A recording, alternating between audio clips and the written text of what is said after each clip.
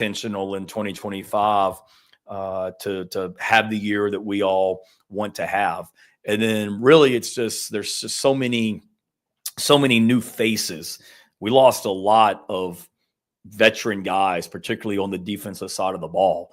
And they were all down in the training room before I walked out on the field a little bit ago. And you're just reminded like how many guys that have played a lot of football. Tonka was down there, and Rashawn was down there, and Rocket Sanders is down there, and Bam Scott. I mean, that's a lot of guys that have been here for a while that are now gone. And we're talented. There's no question about it, but we're young, and we have to develop leadership and we have to develop, who's this rotation? What's this rotation going to look like? It's exciting because there's so many competitive battles going on at a lot of different positions. David brought up the specialist, but you could say that about every position on our offense and defense. There's multiple battles going on for roles, and that's what I'm excited to see as we get out there. And he hit on a lot of different things there, but one of the biggest points and something that we've talked about plenty is, man, just the amount of turnover you have on this roster. You lost so many guys, obviously a ton of guys going to the draft, but this was one of the more senior-laden teams, if not just in the SEC, but in the entire country a year ago, and you're losing that and having to replace it. And when you look at the guys coming in via the transfer portal, a lot of them are very much unproven in a lot of ways. You have guys that, as opposed to a year ago where you had, your Kyle Kennards and your Demetrius Knights who had a decent level of production at their prior schools. You don't quite have the same thing when it comes to their replacements. Obviously, you have the guys in the linebacker room like Sean Murphy and Okonkwo that come in highly touted at a high school, but guys that didn't necessarily do a whole lot at their prior stops that really jump off the page at you. Gabriel Brownlow-Dinley was a 5-star at Texas A&M coming in the defensive line. Again, hasn't really done a whole lot in his time at Texas A&M. So your anticipation is that these guys are going to be able to live up to their billing when they were coming out as recruits, and that the work that they're going to do with South Carolina's coaching staff is going to get them to that level to be those high-level guys. But we're not going to know that really until the fall rolls around. And that's the thing, man, is that like you said, there's so much talent you have to replace from this team, specifically on defense here. I mean, just a lot of guys that are, you have to replace so much talent with this team, and we'll see what happens. I think the portal is so hit or miss, I think, in some cases, to where certain guys are going to do really well, and there's going to be guys that maybe don't live up to what you got last year. The biggest positions, like you said, defensive line, Gabriel Brownlow-Dinley, that's a huge guy that could be massive because he was a 5-star coming out of high school, went to A&M, recruited by Carolina a little bit, and now he's here with the Gamecocks, and he's someone that if you're going to count on anyone specifically on that line, it's going to be him. And then what about the guys off the edge? What's Dylan Stewart going to look like in year 2? We expect him to be really good, honestly. And then you got some other guys that have come in, and the linebacker room. It goes on and on. But spring practice, I feel like, is going to be the first indicator of how things look. But it's not a final product, obviously. Like, guys can have a good spring, and then we'll see if it carries over into the summer and into fall camp. Yeah, it's one of those things. We're not going to get all of our questions answered this spring, and we're going to be talking about some of the same things going through the summertime and going through fall camp as well, leading up to the start of the season. It's really going to take seeing that production on the field to really confirm one way or the other on how these things are going to go, and that's where, again, you have to put your faith in the coaching staff, right? And we obviously saw the level of development we saw with a number of these guys that either came in from the transfer portal or guys that were coming back for a second year, like a Nick Harbor last season. And that's where you say, okay, now we're going to just trust that this coaching staff's going to be able to do the same thing with this roster, and we can net similar results, this upcoming season. Because I've talked about this many times. You've got a lot of eyes on you this year, right? Like coming off a 5-7 season a year ago, nobody was talking about South Carolina because South Carolina didn't give a reason to talk about them. But last year, you overachieved greatly. You were on the bubble for the college football playoff. You're on, we talk about these lists that keeps popping up of top 10 this and top 10 that, and teams that are poised to make the college football playoff for the first time this year. Carolina is being featured on these lists because of the season that you had a year ago. Now you got to go out there and back it up. Yeah, and the one thing I really liked hearing from Shane yesterday is Hunter runs over to him at midfield here. I like the random subtle commentary throughout the day here. It's always funny as Shane has Hunter in a headlock. I was going to say he's going to be just as active as any of the players out here today. Oh, yeah, he's going to be here, there, and everywhere. Absolutely. The one thing I will say is that hearing so much about how the hunger for 2025 is greater than 2024, and everything they did last year was good, but it needs to be even better this year, and that's something that you always like to hear. Yeah, absolutely. So a lot of exciting things happening out here at Pro Day, and with spring football getting rolling coming up tomorrow. Also, Gamecock baseball back in action tonight as they take on the College of Charleston.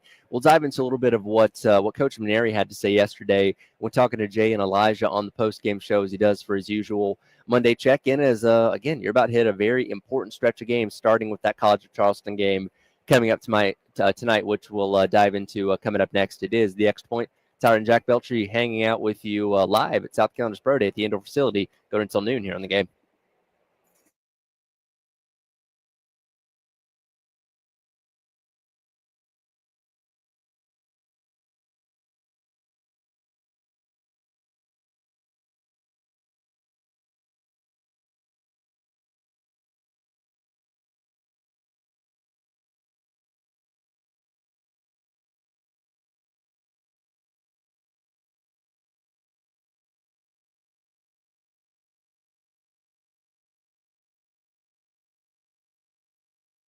Thanks, man.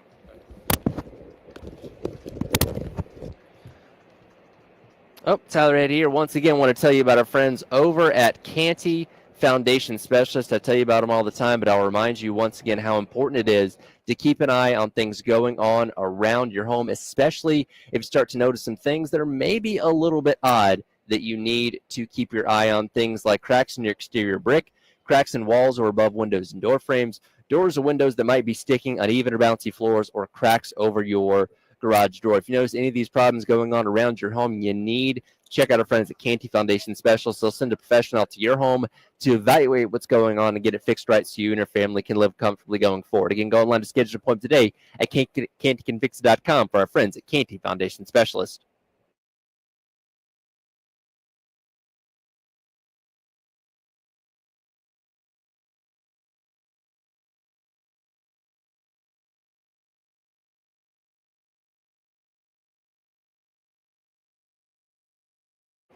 Yeah, we didn't touch anything.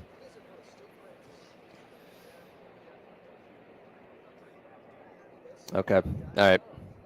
Yeah, I'll make up for the Twin Peaks at some point. If not today, then tomorrow. All right, hold on. Which one am I? Let's It's see. the first one? Yes. All right, is this better? Is that better? All right. If I'm too low when we come back, let me know.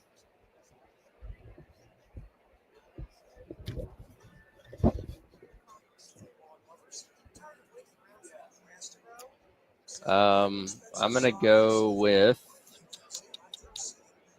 I'm gonna call for cut 15 in this next segment, and then we got to do this bracket giveaway. 2 teams every hour. Okay, so we have to take callers number 6 and 8. Caller number 6 is going to get Maryland. Caller number 8 is going to get Grand Canyon. So every caller gets a team in the bracket. So I'll run through it again. We'll do that here in this next segment.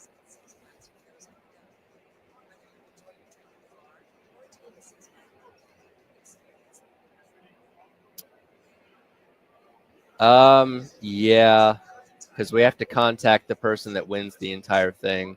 So just take it down like normal, but you have to also tell the people what team they're being assigned. All right, again, I'll run through it in a second.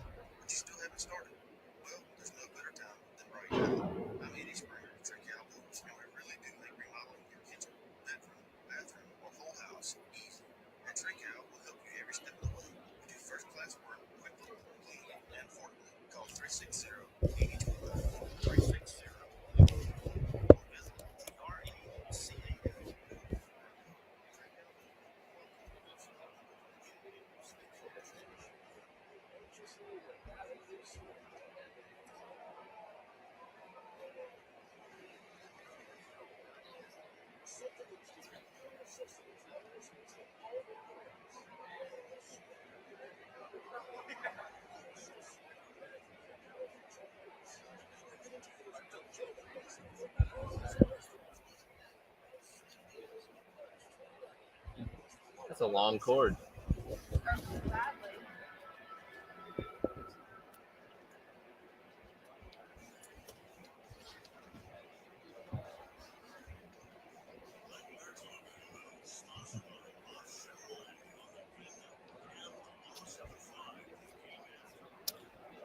And welcome back in. It is the Extra Point. Tyler Head and Jack Belcher broadcasting live at South Carolina Pro Day here at the indoor football facility.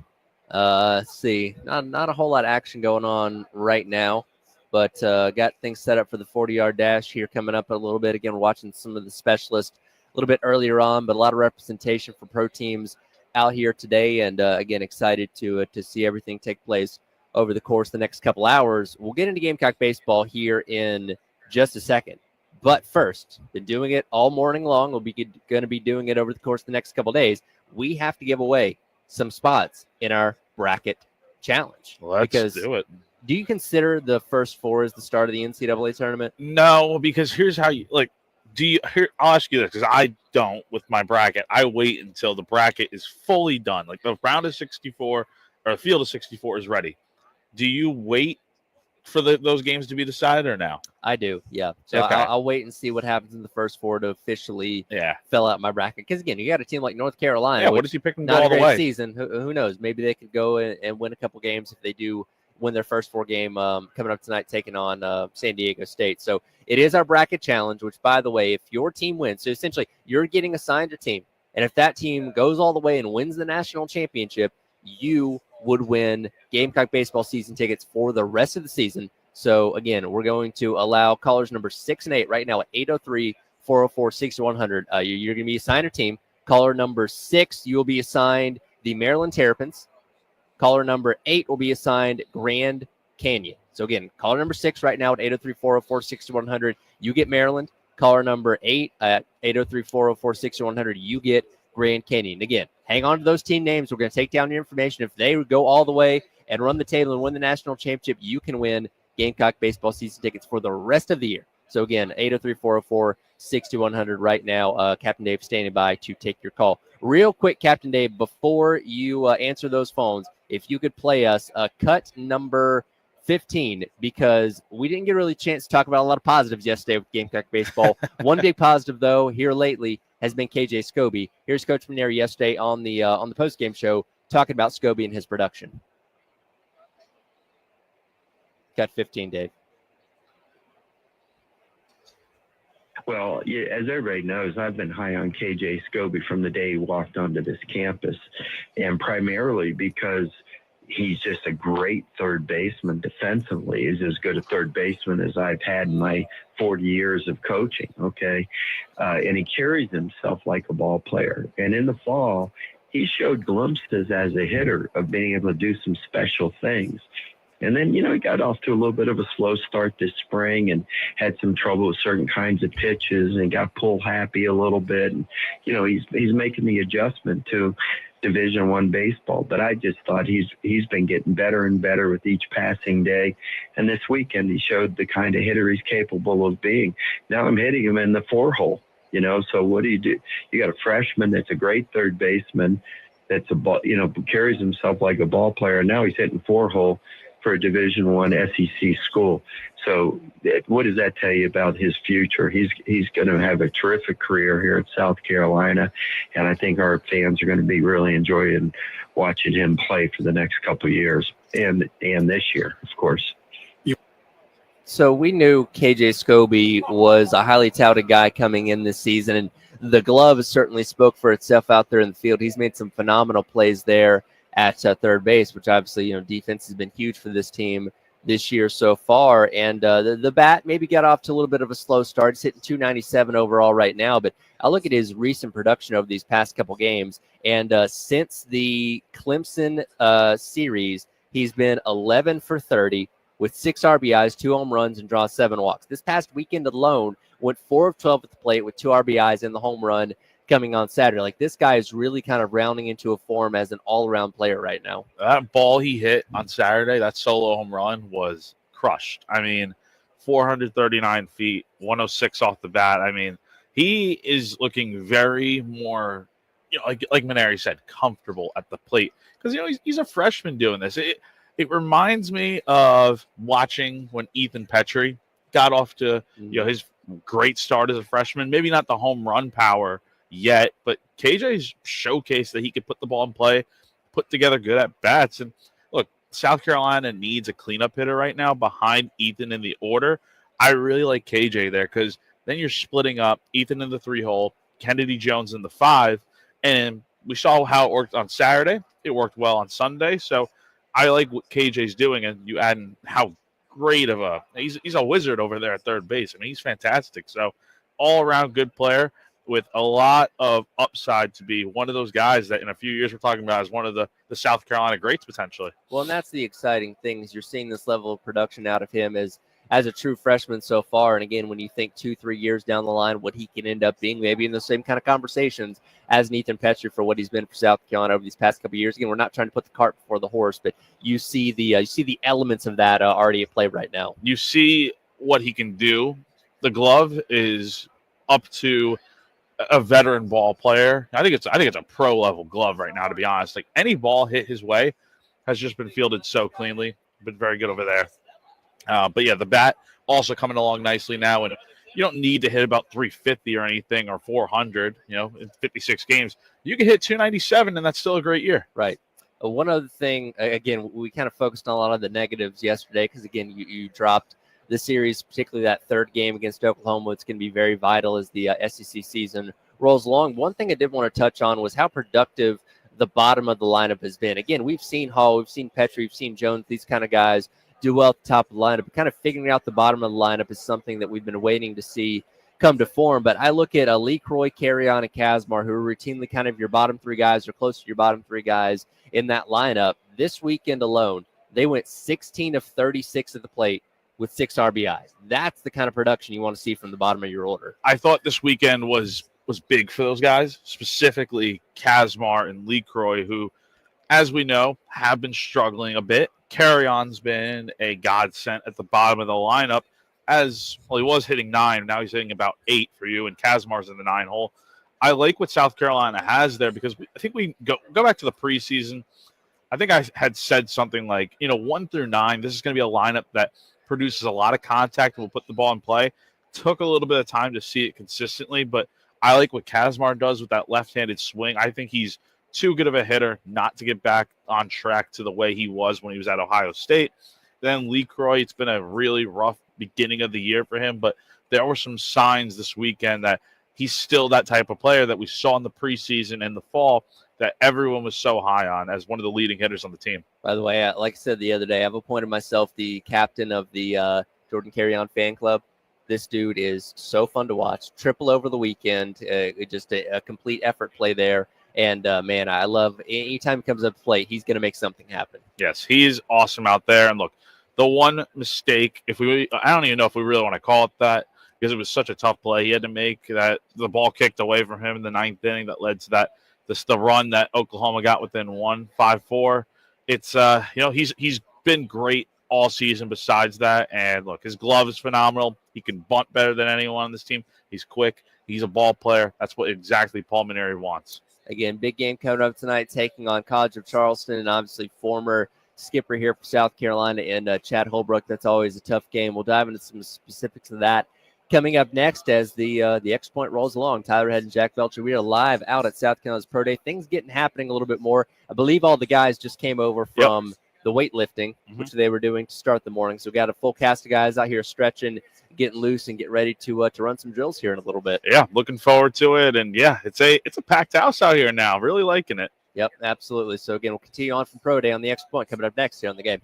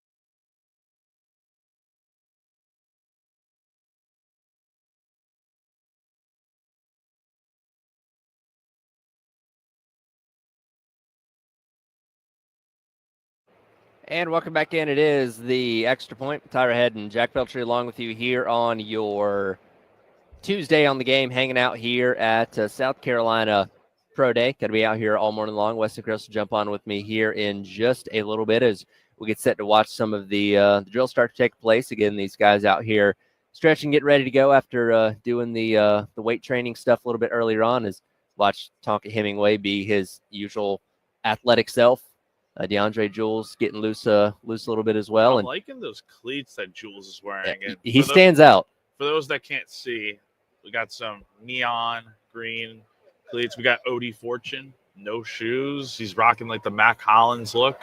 You got it's a lot of big guys out here, and everybody on this team's big. I mean, yeah, but like defensive linemen are just you almost get kind of used to during the season seeing them in shoulder pads and helmets where they all look big to a degree, and seeing them out here basically in sweats and warm up stuff, t-shirts and gym shorts, you get that renowned for appreciation for how just big all these guys are, and how especially the defensive linemen, offensive linemen out here, and just seeing them compared to the average people that are standing here on the side, with media and stuff. It's quite staggering.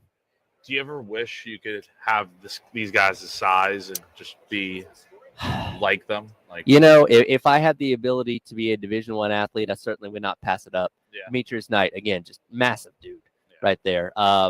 But again, that was not in the cards for me, unfortunately. No, neither was it for me. So yeah, playing days ended after high school, and that was that. But also another guy that I know didn't get invited to the combine that we didn't talk about.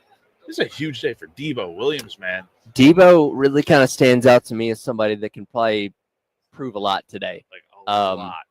Because, again, you had Demetrius Knight, you had Van Martin Scott, guys within the linebacker room with him that got a chance to go to the combine a couple weeks ago. And, Debo probably felt like he was miffed a little bit there, chip on his shoulder. And, again, he's a guy that's intense anyway, plays with that intensity, plays like his hair's on fire every single play. And I imagine he's going to go out there and try and prove some people wrong today. Oh, yeah. Like, I mean, he'll use that stuff as motivation that he didn't get invited to the combine or anything. And this is a guy that 2 seasons ago led the team in tackles with, I think, like 113. So he's a man on the mission today. And that's one guy, in addition to the other guys like Dale Von Campbell and whatnot, that could really use today as a lifting off point.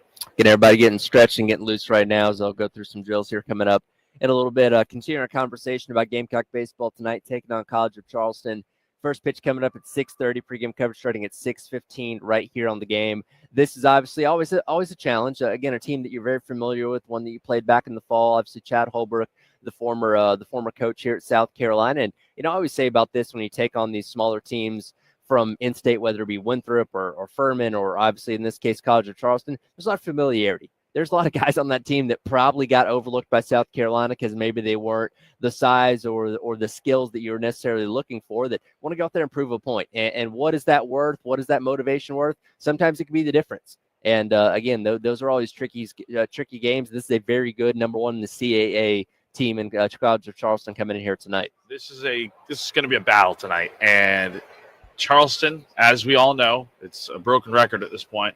They got snubbed from the NCAA tournament last year with their 40-plus wins. And they're a team that is very much hunting to get to the tournament this year, and I think they have a very good chance. They're 12-5 right now, and this is going to be a game that they get up for big time. We saw it in the fall when these two teams scrimmaged out in Charleston.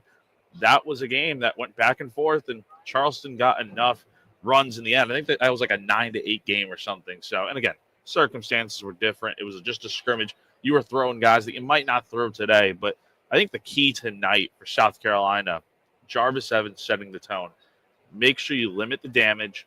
Don't put a ton of runs on the board for Charleston, and let your bats get to work, because if you get a good pitching performance from him, I think South Carolina is going to be in good shape tonight. And this is a College of Charleston team, much like Oklahoma, don't kill you with a lot of power, but they have the best on-base percentage in the CAA. They draw the third most walks, and they have the fewest strikeouts in the entire league. So a team that's very efficient when it comes to the plate, even if they're not mashing it over the wall every time. Yeah, this is going to be a game that I think is a real battle tonight. And again, Charleston's got a very solid team, and never underestimate a former coach going up against South Carolina. Again, it's been a while since, besides the scrimmage, since Charleston and South Carolina played, because they don't play every year, unlike the Citadel and Winthrop and stuff. So I want to see this be a continuated game being played every single year, just because these teams are always so fun to watch. And, I think about it from Chad Holbrook's perspective, especially now that, Paul Maneri's there, a former College World Series winning head coach, prove a point like, hey, I was doing okay here, and maybe you shouldn't have moved on from me. And again, we obviously didn't see that big of a difference when Coach Kingston was here, but another opportunity to maybe prove a point from Coach Holbrook's side of things. Yeah, and speaking of Kingston, him and Holbrook, they went up against each other a few weeks ago. Did you see that? I did not. When Creighton came to play Charleston, I think Creighton won 2 out of 3 that weekend. Okay. So I'm sure Kingston's Kingston's just the head coach in waiting right now. Yes, the head coach in waiting. Yes, but he's there on staff, and he won that battle technically. So we'll see what Holbrook does tonight, though. I'm really looking forward to this game. I'm glad it's here instead of at Charleston, because benefits South Carolina in some way, and you really need to bounce back and form too. Saves you from driving the 4-hour round trip, right? No, yeah, definitely. But I mean, look, these next 8 games, huge. I think they kind of determine your season in a way to which way it's going to go. I mean, tonight Charleston, next week North Carolina, and then the 2 series against Arkansas on the road, and then Tennessee. It's going to be massive. You got to get at least one of those series. At least you one. have to. Yeah. Go 3-3 in those series. Split the midweeks. You can be okay. 4-4, I think you take that. Yeah, absolutely. So a huge game coming up tonight, and huge baseball series coming up here in the next couple weeks. That'll do it for hour number 1 of the Extra Point. Coming up next, Gamecock Club Hour, still going to be broadcasting live here at South Carolina's Pro Day all morning long here on the game.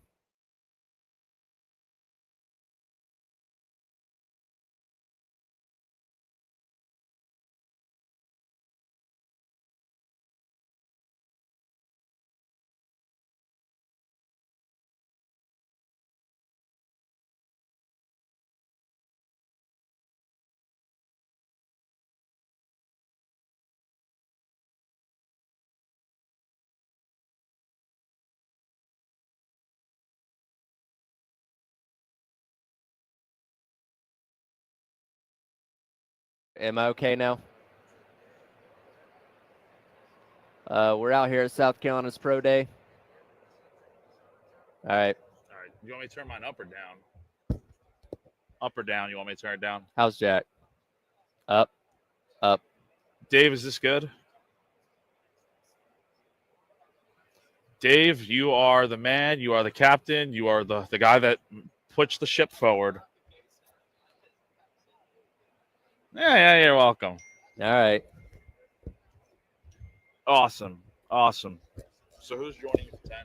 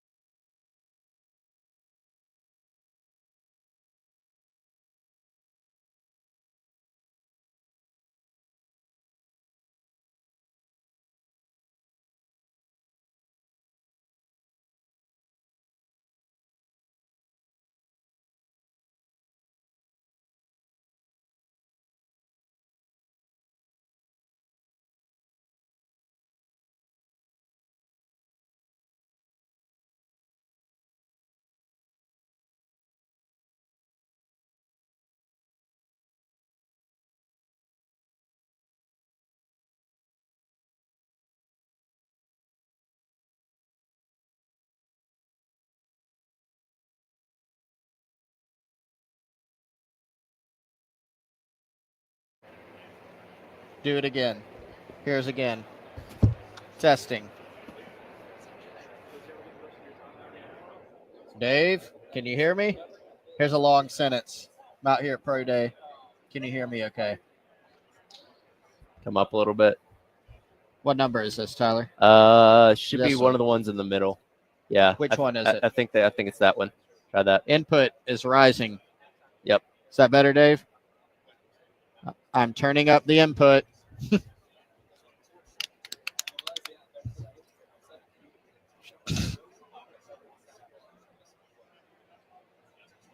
What? Uh-huh. I'm checking.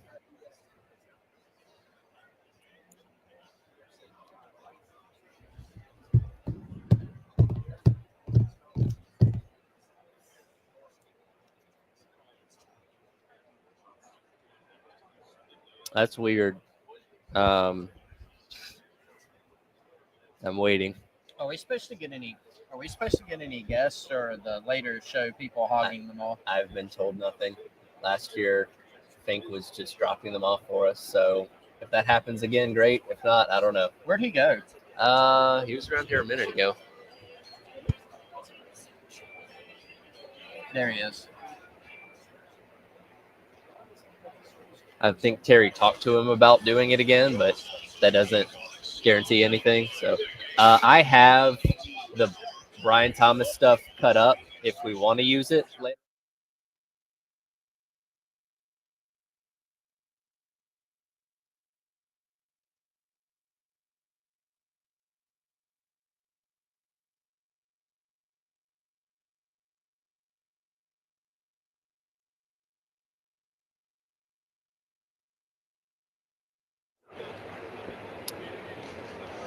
And welcome back in. Gamecock Club Hour presented by Krantz Cooling Heating. Special edition today because, again, we're hanging out at South Carolina's Pro Day in the indoor facility. Wes Chris jumping on with me now after Jack's got to go off and do his journalistic duties for the rest of the morning out here at Pro Day. And again, stand around. Yeah, that's what he's doing right now. Well, I'm looking at him. Everybody's stretching right now, so there's only so much you can garner from stretching and running some warm-up sprints. As we'll get the actual drills going on here coming up in a little bit. And we were just kind of marveling in the last segment there that we get so used to seeing these guys in uniform and shoulder pads and helmets that when you see them again in gym shorts and t-shirts, you get a renowned appreciation for just how big and built all these guys are. Even some of the guys at DB and stuff, some of the smaller spots. Yeah, I mean, an impressive group out here, and you just keep going up and down the list. And some of the guys that almost get lost in the shuffle, I'd say, Tyler. Obviously you see Nick Emanwari out here, see Kyle Kennard, you see D Knight, but sitting here watching, Boogie Huntley run in front of us. Vershawn Lee, D Knight obviously is over here. DeAndre Jules, somebody who was at the combine. So again, I go back to chance to break the all-time draft record for South Carolina, which a couple different times the Gamecocks have had 7 guys drafted. Looks like they're going to have a great, great opportunity to break that this year. I was watching Kai Kroger earlier, hitting the top of the roof. Bouncing the punts off the top of the roof. Bouncing the punts off the roof easily. Is that just showing off? Yeah, I think so. Doing a little, which is fine. If you can do it, then go for it. But a lot of guys out here, man. So really interested to see, some of the storylines. Nick Emanwari, does he probably just stand on his combine times? I think I probably would. Yeah, but we'll see. And then some of these other guys that maybe are, O.D. Fortune right here in front of us. He's a guy that's got a great chance to get drafted. What does he do today? How does he perform in the drills? Does he enhance his stock? I think there's a bunch of guys that are in that category of having a really good chance to help themselves. Yeah, absolutely. And again, you had a huge amount of guys being represented at the combine a couple weeks ago. A couple more guys here that Debo Williams and guys like that didn't get the opportunity. That are going to get the opportunity to shine in front of a lot of scouts today. And that's the thing that I mentioned earlier with Jack, especially when you have a guy like Emanwari that's going to be likely going in the first round. You have Kennard, TJ Sanders, guys that have generated a lot of draft buzz. You're going to get representation pretty much from the entire league out here today. I had a Bill scout walk by us a few minutes ago where, these guys that didn't get a chance at the combine, guys that maybe aren't going to get drafted necessarily, getting a chance to show out in front of the entire league, that potentially getting picked up as undrafted free agents or getting camp invites and stuff like that to try and prove themselves at the next level. Did Jack talk to the Bills scout? He did not. We were in the middle of talking, so I'm sure he's going to find his way over to that guy at some point. Thought he would have invited him on. He actually told me when at the Clemson game where it was kind of cold, he had his Bills, yes, I guess, knit cap on or whatever, and he was telling people there he was a Bills scout, and they believed it.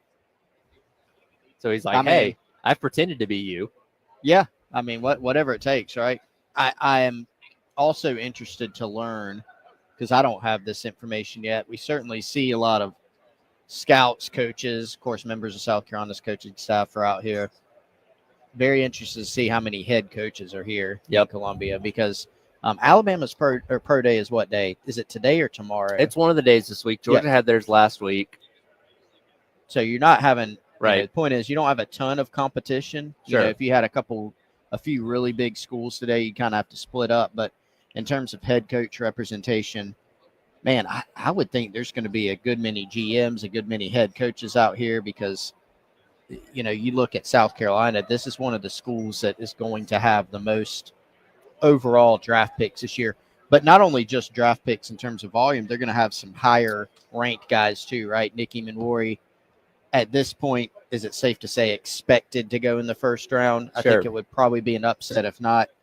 You've got some other guys who are in the second to third round range, like Kyle Kennard, TJ Sanders, and a whole bunch of guys who are in that mid to late round, kind of range too. I mean, could even end up being a double-digit year for South Carolina if you really break it down, if things break the right way. So you're going to have a lot of representation from NFL teams out here. Yeah, looking at this now from NFL.com, so the pro days you have going on today, you got Memphis, you got Oregon, you got Virginia. Big 12 kind of does a combined pro day for a lot of their teams. That's happening today as well. But in terms of other teams in the SEC, South Carolina is the only one. So, yeah, you're not competing with Alabama. You're not competing with LSU or Tennessee or anything like that. So, again, a lot of representation here. I know Beamer's kind of holding court with those guys a little bit earlier on before they went out there and are sitting on the bleachers right now. But definitely going to see if we recognize any faces in terms of coaches and stuff like that out there today.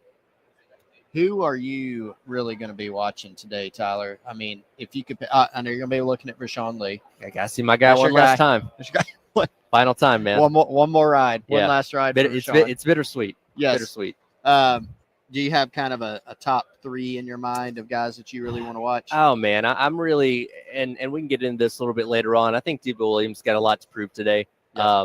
Again, did not get invited to the combine, and that's probably kept him up at night for the last couple of weeks, wanting to go out there and prove that he's just as valuable as Demetrius Knight and Bam Scott, two guys that did get the opportunity to go out there and test, up in Indianapolis. And for whatever Emanori does, I want to see it just physically because, again, I wasn't at the draft combine or anything like that. We obviously know what his athleticism from a football standpoint is, but just get to see him run any of these drills, just be able to say that I saw it in person is something I'm looking out for today, as well as somebody like Hunter Rogers. Again, the specialists kind of get overlooked in a lot of ways. And I know like Kai Kroger was at the combine, but, the specialists aren't running the 40-yard dash or anything like that. But a day like this is really big for those kind of guys because, again, you're not talking about, long snappers getting drafted necessarily a lot of the times. Those guys a lot of time are undrafted free agents or camp invites, but we obviously know how valuable he was here at South Carolina, and giving himself the opportunity to potentially play at the next level is going to be really big today. Well,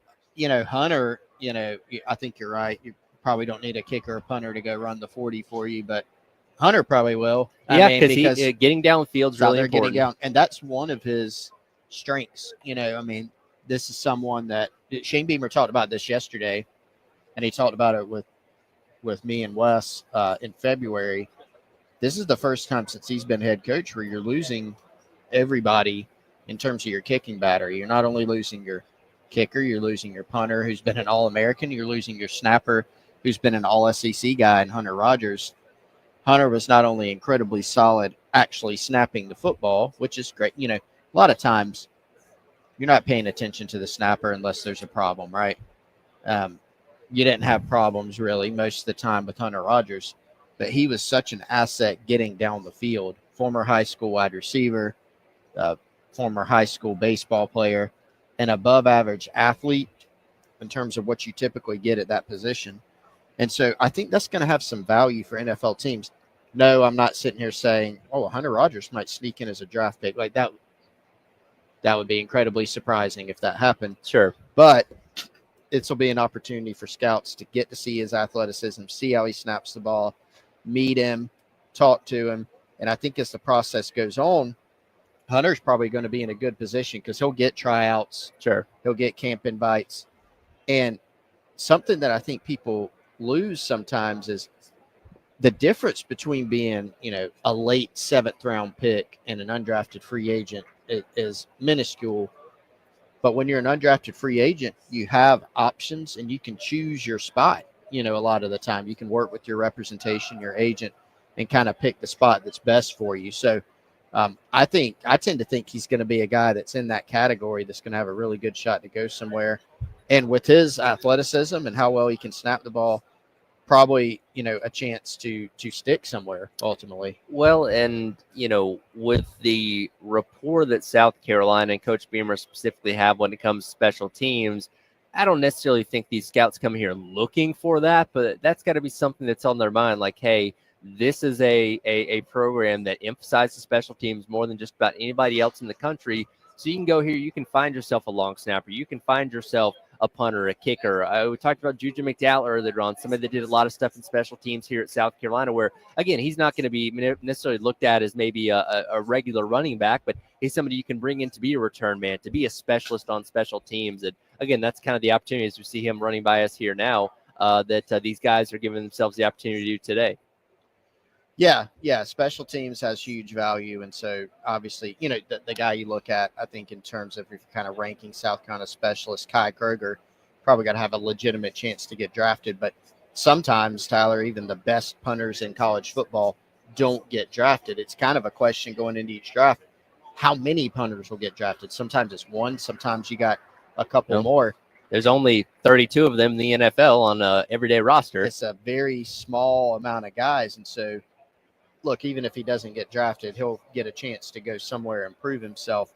And then I think you put Rogers in that category too. Alex Herrera's out here also working out, getting some work in, seeing what he can do. But that's the guys actually I'm most intrigued to see. I think we have, there's obviously some room for adjustment for guys like Kyle Kennard, TJ Sanders, Nick Emanori's expected to be first guy off the board, right? Sure. But I think guys that are trying to really solidify their status as, hey, I'm going to be a draft pick. Somebody like Torricelli Simpkins III, for instance, probably viewed as a later round draft pick, undrafted free agent type as they begin the 40 here. There's the 40.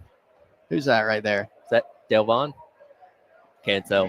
He doesn't have a shirt on. I can't tell what number he is. We have begun the underwear Olympics portion we really of the day. Yes. But I'm curious to go back to the point, these guys who have a chance to really help themselves and kind of really solidify their status, who aren't surefire draft picks. Those are the ones I'm always, most curious to look at.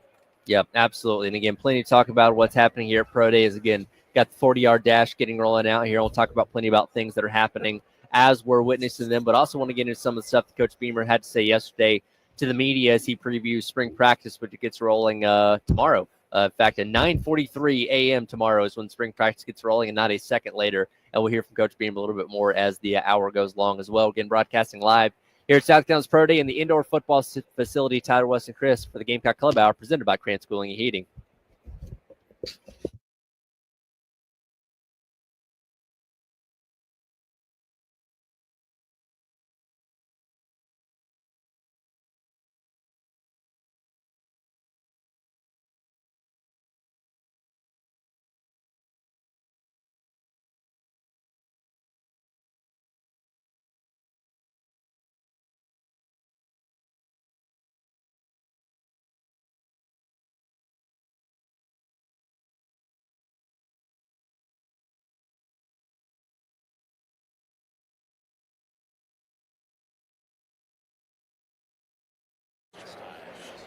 All right, guys, Wes Mitchell here for our friends over at Classic Roofing.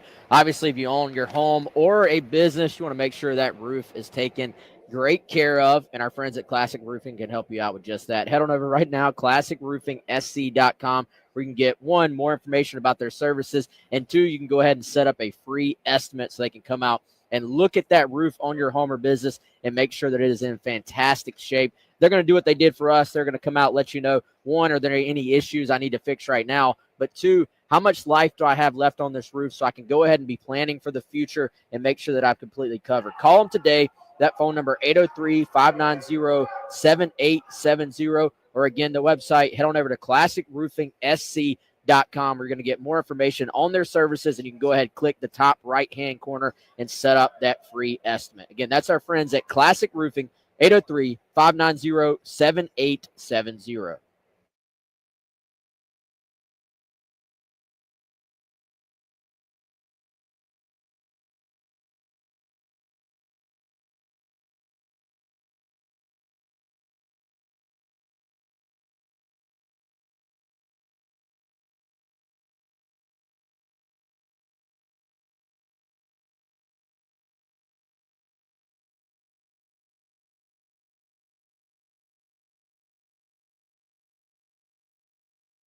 It's Dave, not Terry.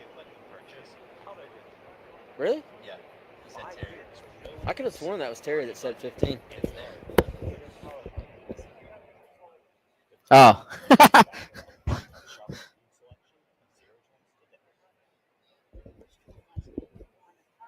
Oh, that is Dave. How's it sound, Dave? I swear, I'm not too loud. You're too loud. I swear you sounded like Terry. Input down here at the bottom. I see why. All right, here, test 1, 2, 3, 4. Test 1, 2, 3, 4. Right there. How's this? Is it good or is it perfect? Oh, wow. Okay. Okay. Being told we can be heard on the live stream again during breaks, so just be mindful of that for whatever reason. I don't know why. That shouldn't be happening.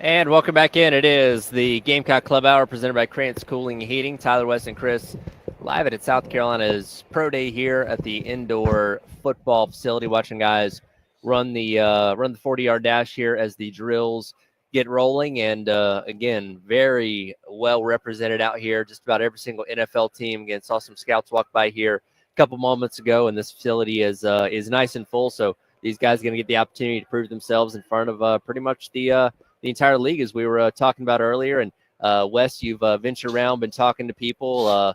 What's your thoughts on what you've seen so far from Pro Day? Was that our guy Gage Larverdan that just ran that? I think. I believe so. Looked like a 4.4 from here. Can be hard to tell from here. You didn't have your stopwatch on.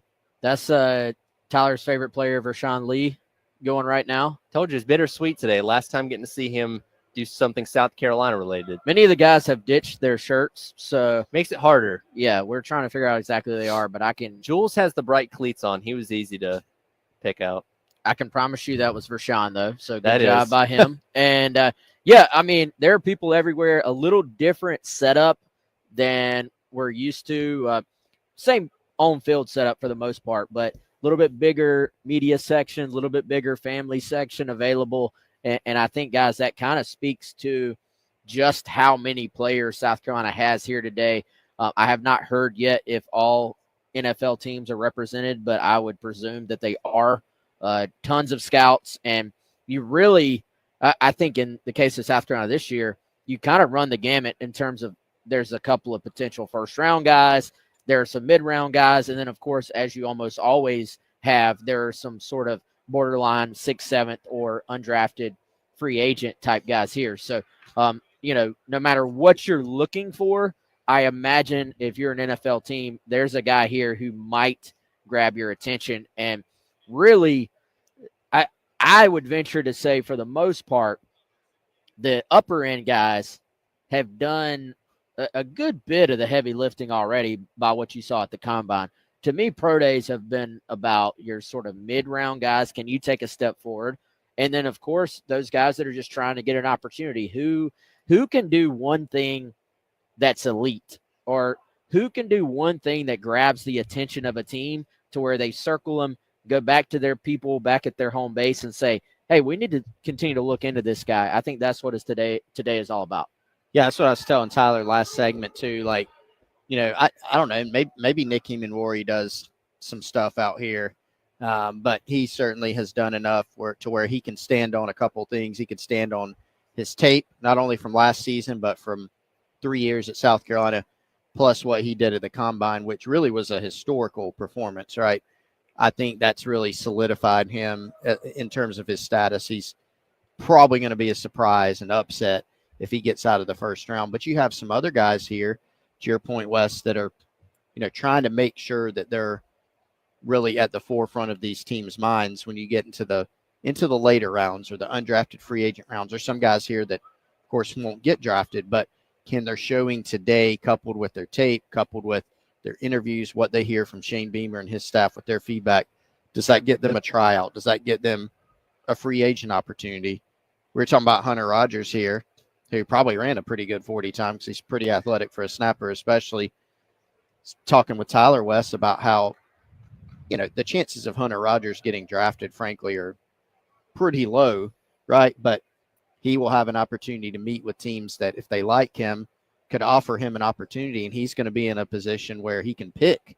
When you're an undrafted free agent and you have a few different teams that are kind of recruiting you at that point, then you can look at your best landing spot, your preferred landing spot, whatever that may be, roster construction, money, location, all the above, and then you can find the very best spot for you. So that's also not a bad position to be in.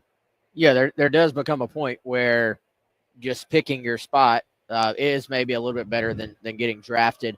Although I do think there's a certain, I don't know, just the fact to be able to say you got drafted has got to be pretty special after all you've worked. I mean, would y'all take the better situation and not be drafted, or would you rather be Mr. Irrelevant and and get drafted? I think the moment of getting drafted, getting your name called and all that kind of stuff, if you're there, getting to walk out on stage, I think that's significant in the moment. But as time goes on, if it's more beneficial to be an undrafted free agent, again, go into a better situation where, again, you can kind of look at the roster breakdown, the coaches, all that kind of stuff, and see what you think is going to benefit you the best. I guess if you had the choice of late round draft or undrafted free agent, I'd probably choose the latter. Yeah, I mean, and ultimately it's about your getting in the best situation, right? And I think we see it in the NFL all the time. If you are like, how much of it is a little bit of luck on just finding the right fit and finding the right need and finding the right culture and all those things. So, and if you're a specialist, if you're Kai Kroger, if you're Hunter Rogers, if you're one of these guys who, every team's going to carry one punter, it really is just about finding that right spot. And it may not be the first, second, or third team that you end up with. It may just be that you do enough that you impress another team, and then when they need your particular spot, then you're able to step in there and find that role. But for specialists, it's about finding that spot, and then if you perform and you do everything the right way, maybe you can stick around for 8, 9, 10 years. Yeah, I think one advantage if you are drafted, and obviously we're talking about the decision between Mr. Irrelevant 7th-round pick versus undrafted free agent, where you're a priority undrafted free agent. Those guys still get contracts. They can still get contracts. They're still paid well. That's all laid out in collective bargaining. But sometimes there's a little bit more money, of course, tied to being an actual draft pick. And then when you are drafted by a team, they have invested in you. So obviously, the lower round it is, teams are much more invested in a first-round pick, second, third-round pick than they are a 6th or 7th. But when a team invests in you, that does give you a little bit more, I would say, security, But I think when you look at this group of South Carolina potential, like this draft class, there are some guys. There's the Nicky Manwari, who's kind of your top. That's your kind of gem of the class in terms of where he'll be drafted. You have some guys that are probably second, third round pretty firmly, and Kyle Kennard and TJ Sanders, at least we think. And then a lot of the guys, the bulk of the class, which just could end up being a double-digit class, as we said, is, maybe 4th round, 5th round, 6th round, 7th round, and then undrafted free agents. So there are going to be a lot of guys that fall in that mid to late round range, I think.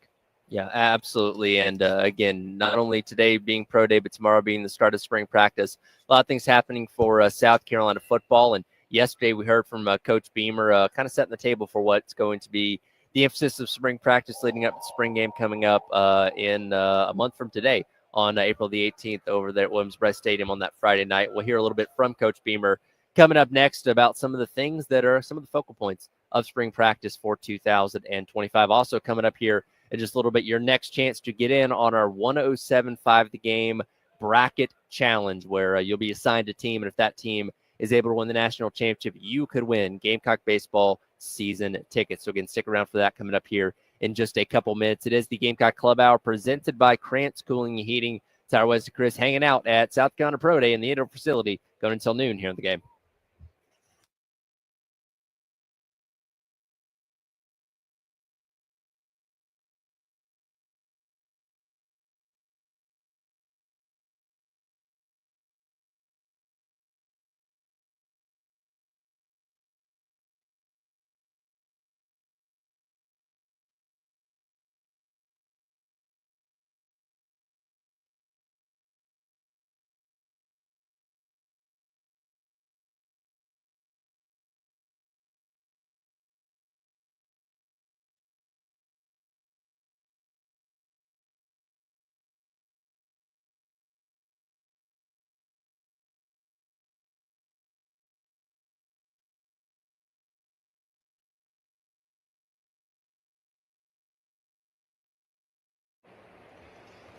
Hey, anytime I talk to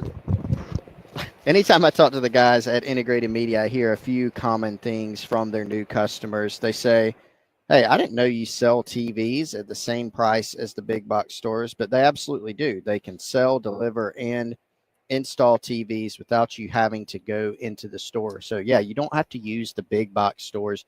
You can use a local, great service provider here right in the Midlands with Integrated Media. They install camera and alarm systems, video doorbells, video floodlights, even monitored alarm systems to help keep your family and you safe. If your Wi-Fi is always out and it's slow, they can fix it for you.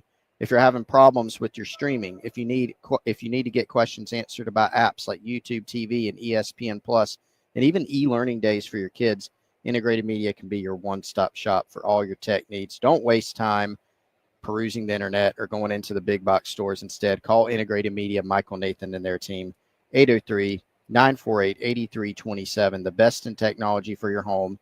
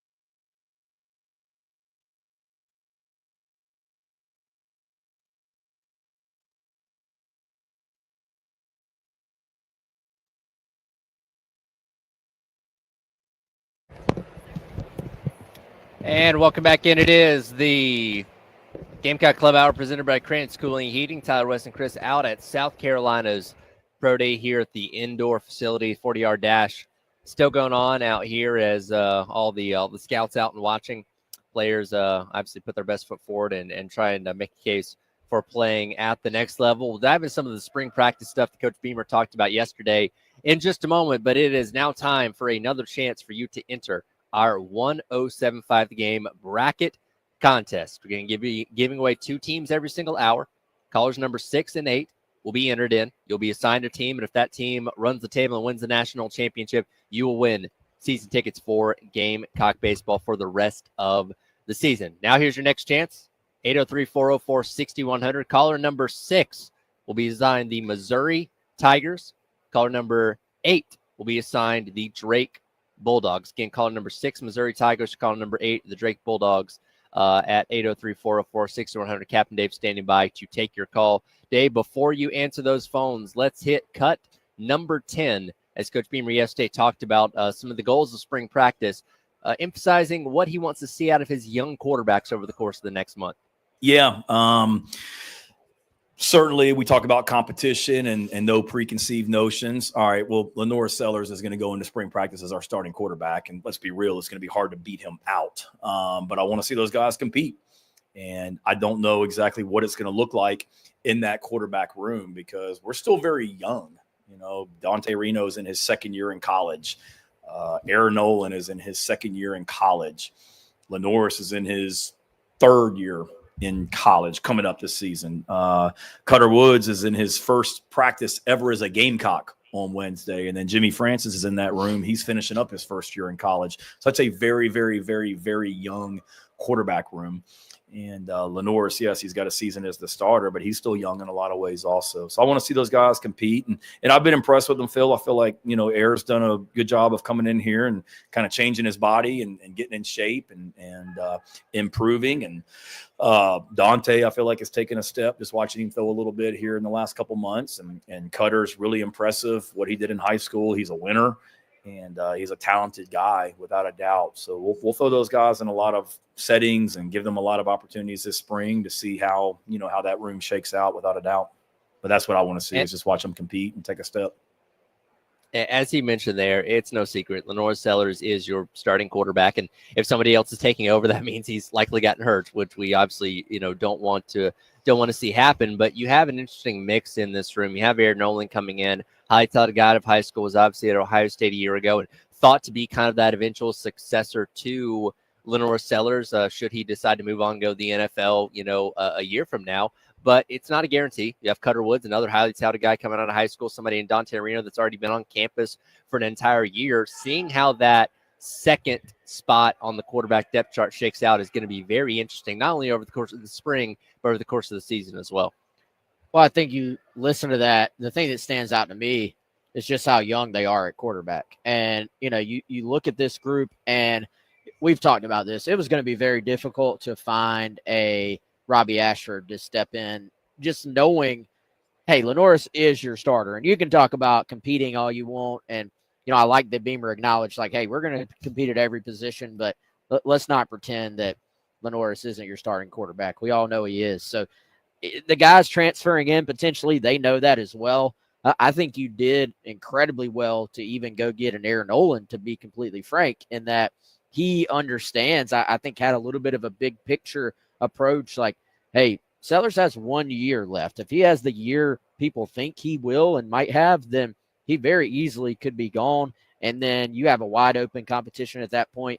And then, we see transfers all the time where guys are wanting to transfer into a starting position. Air looked at it like, well, what if I go ahead and transfer now, learn the offense, learn the place, let the coaches get a feel for me, and then maybe I have the advantage going into the next season. So that was really, I think, a smart approach from him.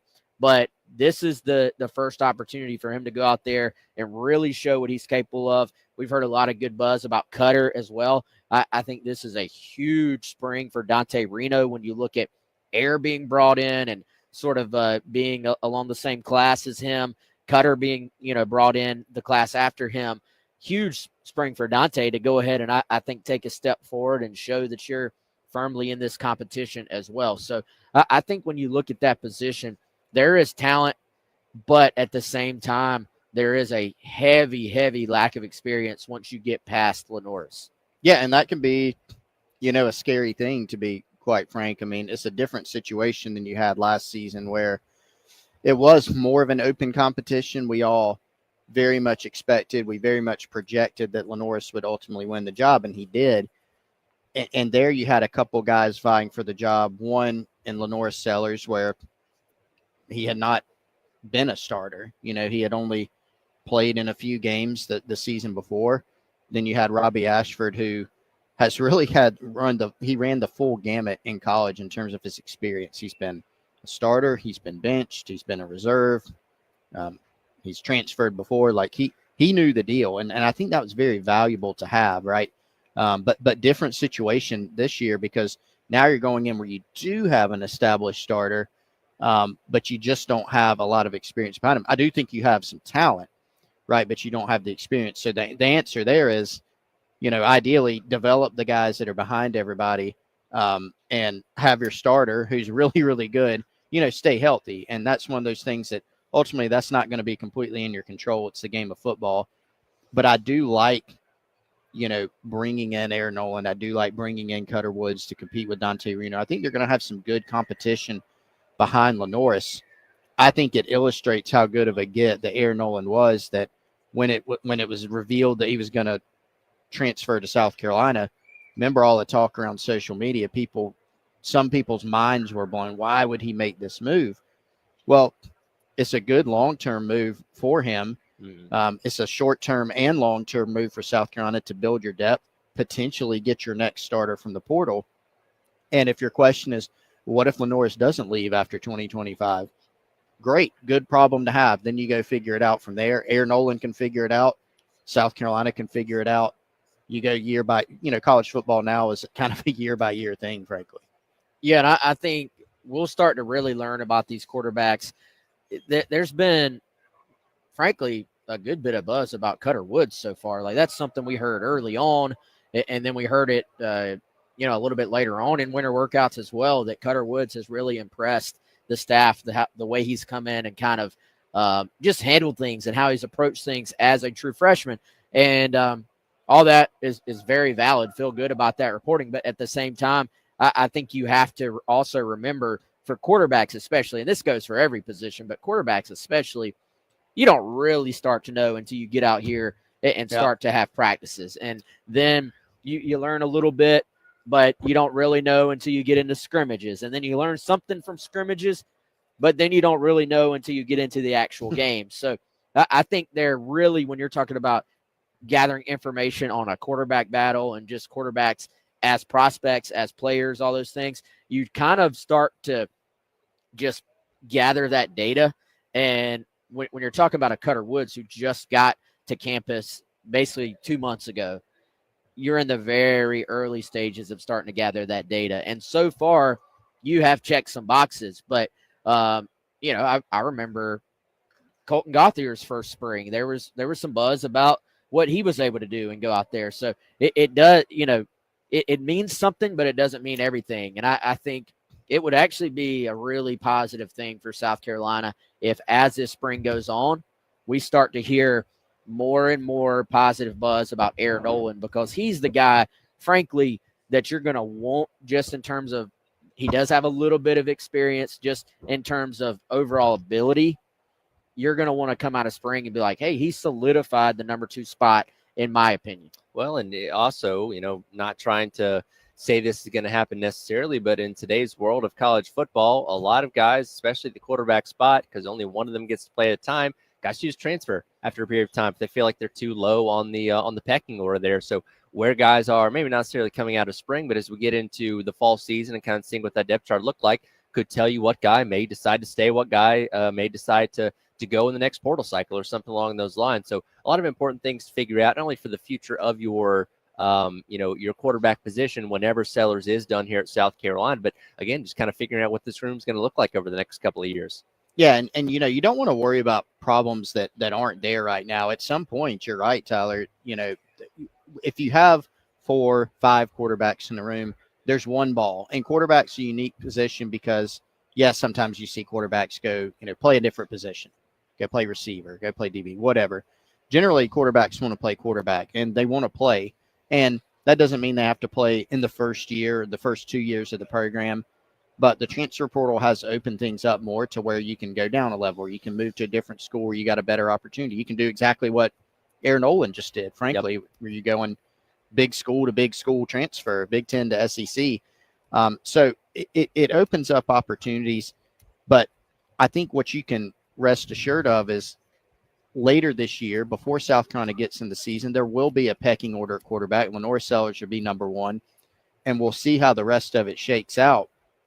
But whoever the next guy is and the next guy after that will still be young players, right? That you still, out of Aaron Nolan, Cutter Woods, Dante Reno, these are all young players. So you're still going to have an opportunity to develop guys going forward. And yeah, could somebody transfer eventually? That's entirely possible, but you won't have to completely restock the room at that point because you've got some young talent. You've got the portal available to you as a resource, and you're trying to go for a quarterback in the 2026 class to add next year as well to bolster that depth. Yeah, absolutely. Again, hanging out here at South Carolina's Pro Day. We'll come back, wrap up hour number 2, and we'll get into more of what Coach Beamer had to say, looking at the spring practice as the morning rolls along as well. Again, here at the indoor football facility going up until noon. Tyler, West, and Chris here in the game.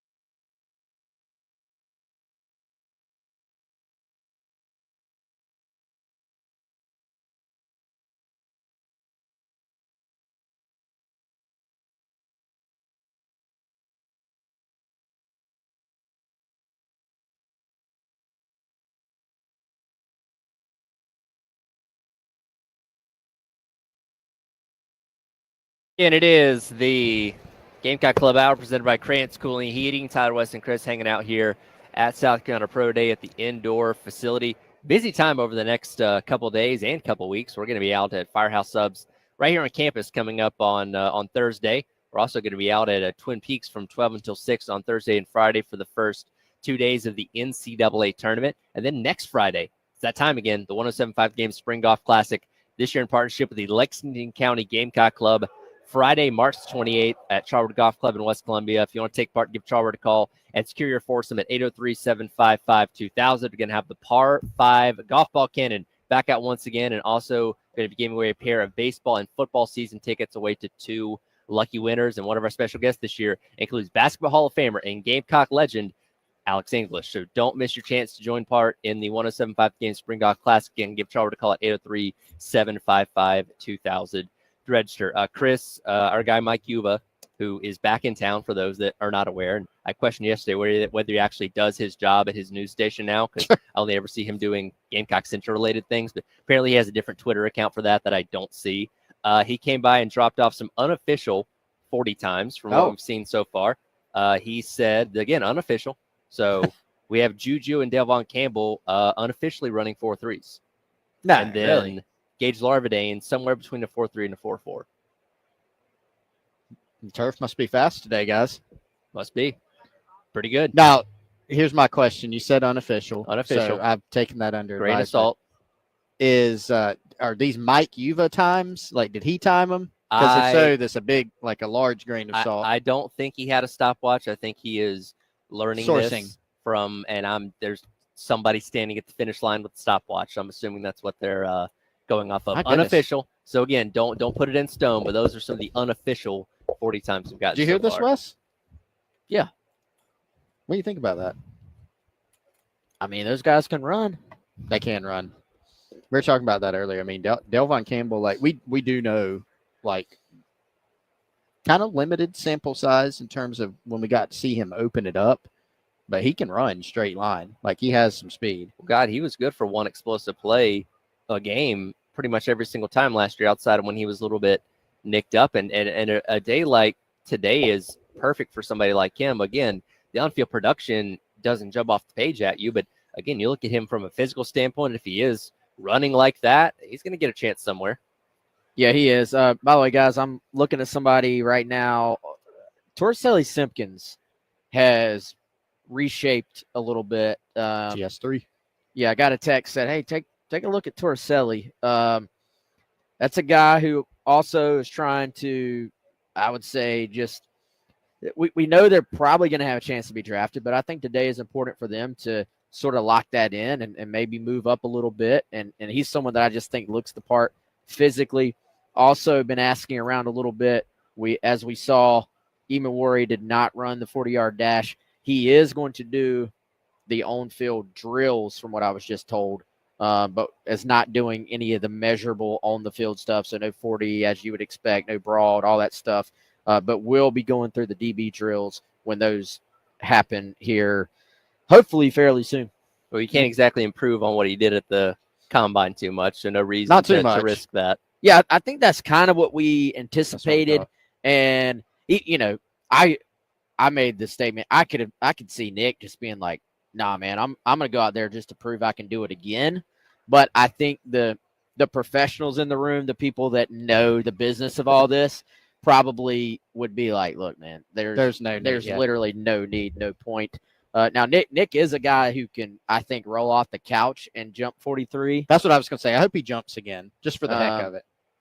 Well, if he did, he already did. But I don't.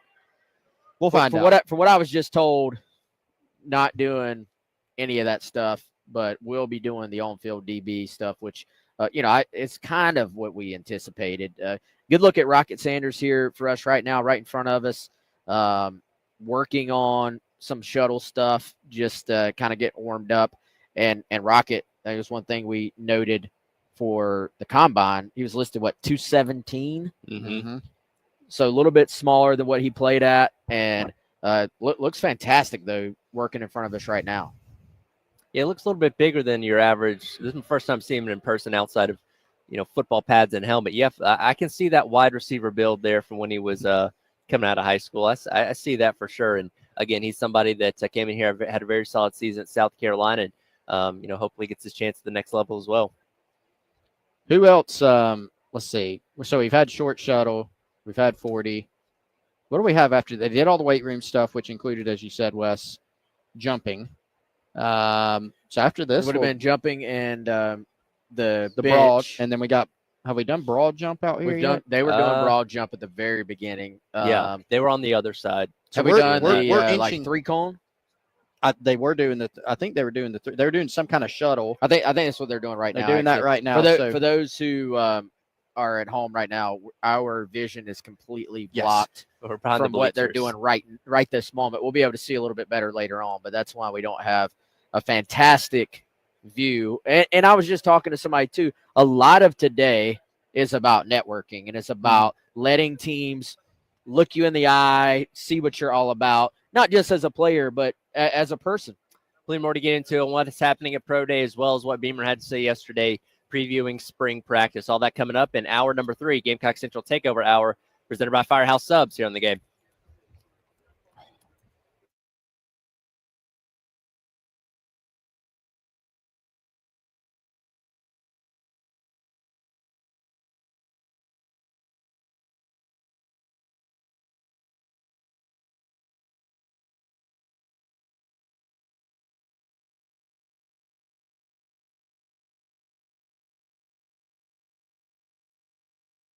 All right, everybody, I want to tell you about our great partners over at Krantz Cooling and Heating. KrantzCooling.com. That's Krantz, cooling with a K, KrantzCooling.com. That's where you can go to learn more about what they can do for you and your family or your business. Since 1983, the Krantz family has been serving residents and business owners all around the Midlands. No matter what you may need from an HVAC standpoint, they can take care of it for you. So make sure you go over to KrantzCooling.com, visit their website. You can get a free estimate and learn more about their services there. I've trusted them to come out to my home. I've trusted them enough to send them out to my mom's home out in Irmo when she moved here, put in mini splits for us. They can do that, but they can also just check out your system to make sure it's running in tip-top shape. Again, that's KrantzCooling.com, KRANTZ, cooling with a K, KrantzCooling.com. Was texting me. She's like, I can hear you guys checking your mic. So, yeah, we're muted, but they can hear us through here.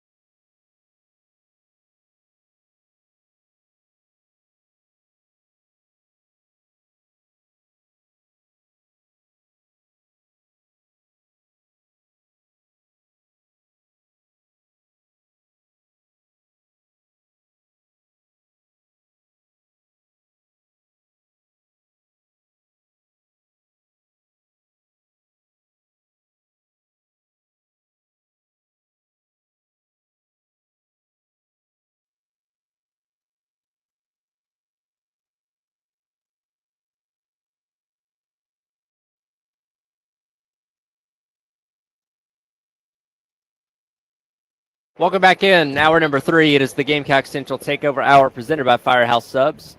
Tyler West and Chris hanging out at South Carolina Pro Day here at the indoor facility. Shifting things around a little bit, getting set for another drill coming up here in a couple minutes. Again, we've seen the 40-yard dash. We've seen some cone drills, as well as there's a big conglomerate of people down there in one of the end zones huddling about something. They're getting times. Oh, getting times. Okay, that they would stand around and somebody yells out the times and they all write them down. You guys are more proficient at this kind of pro day stuff than me. I'm observing and talking about what I see. Okay, we have an unofficial time for Hunter Rogers as well. 4.65 on the 40. That's pretty good. Pretty solid. That's about what I think. That's probably about what we expected. And again, for somebody like him at that long snap position, the ability to get downfield, very important, obviously. And again, we know from an athletic standpoint, he definitely, is going to be what hopefully a lot of these teams are looking forward and getting his opportunity to play at the next level. Yeah, I mean that'll prove helpful. Multi-year starter guy, obviously in the SEC, very solid as a snapper, all SEC guy, and has been an asset, covering kicks. And that's something that Shane Beamer's talked about a lot. Joe DeCamillis has talked about it a lot. Pete Limbo, when he was here, would always make mention of that. Yeah, absolutely. Again, we get set for spring ball starting tomorrow. First practice on Wednesday, and then we're off and rolling for a solid month leading up to the spring game coming up on Friday, April the 18th over at Williams-Brice Stadium. And as expected yesterday, Coach Beamer was asked about his thoughts on spring games because that's been a hot topic around college football for these past couple of months. And real quick, Dave, if we could get cut number 4. Here is Coach Beamer giving his take on spring games and why South Carolina still has one. Yes, we are absolutely going forward with a spring game. There's a multitude of reasons for that. And then in regards to not doing it, Jordan, I understand why some coaches don't, I get it. There's a couple things. One, or a lot of thoughts on that. Number one, I don't think having a spring game or not having a spring game is going to prevent teams from trying to tamper with our players. Teams know who's on our roster. They don't need to watch a spring game to say, oh, man, that guy's a pretty good player. Let's see if we can get him to go in the portal. 2, I hear people talk about, injuries. Well, we've got, for us this year, 13 practices leading up to the spring game. It's not like we go out there and just, play two-hand touch. I mean, there's injuries that can happen in practice as well. And in a lot of ways, you worry. Don't get me wrong. I mean, we lost our starting left tackle 2 years ago in the spring game to an ACL injury. I understand that injuries can happen in a spring game, but they can also happen in practice in the 32 days or 30 days that there are leading up to the spring game, 32 days from now. So, I get that, but that's something that isn't weighing heavily on my mind necessarily. And then to me, there's just so many benefits of doing a spring game. One, for the fans, it's awesome for our fans to be able to come out and see our football team perform in Williams-Brice Stadium. Some people that maybe aren't able to come to a home game in Columbia on a Saturday, they're able to come and watch us in the spring game, which I don't want to take that away from any of them.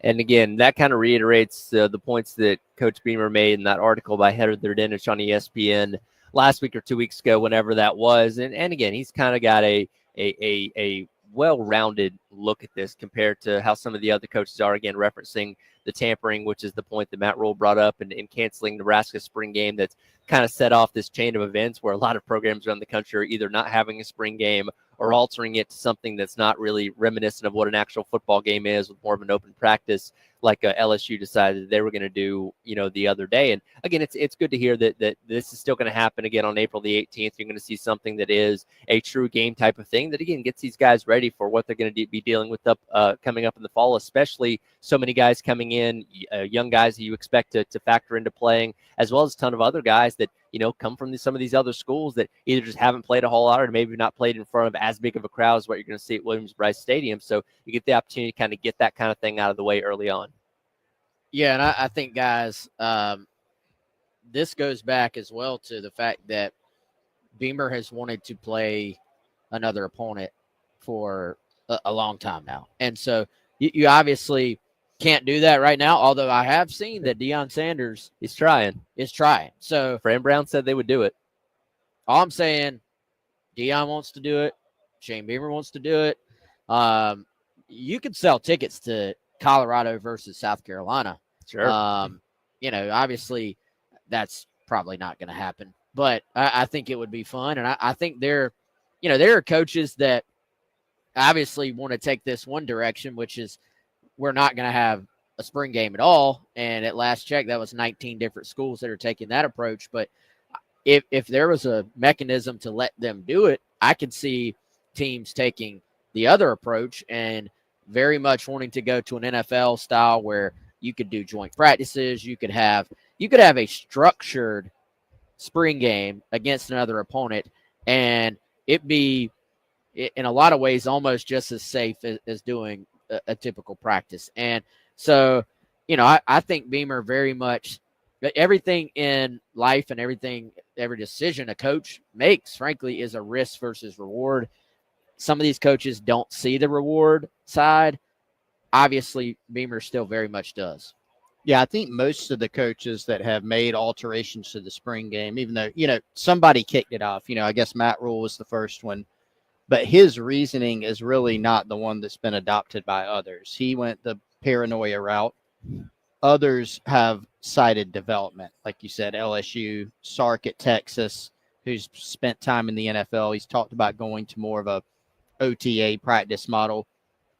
They have cited largely that they feel going away from the spring game is better for player development. Now, as long as they're being honest, and I think they are, Beamer, on the other hand, is also talking about player development and what's best for the program, but he just has a different feel, right? He thinks that going into the stadium and playing not in front of, 79, 80,000 people, not playing a road game, but going into a big stadium in front of a big crowd.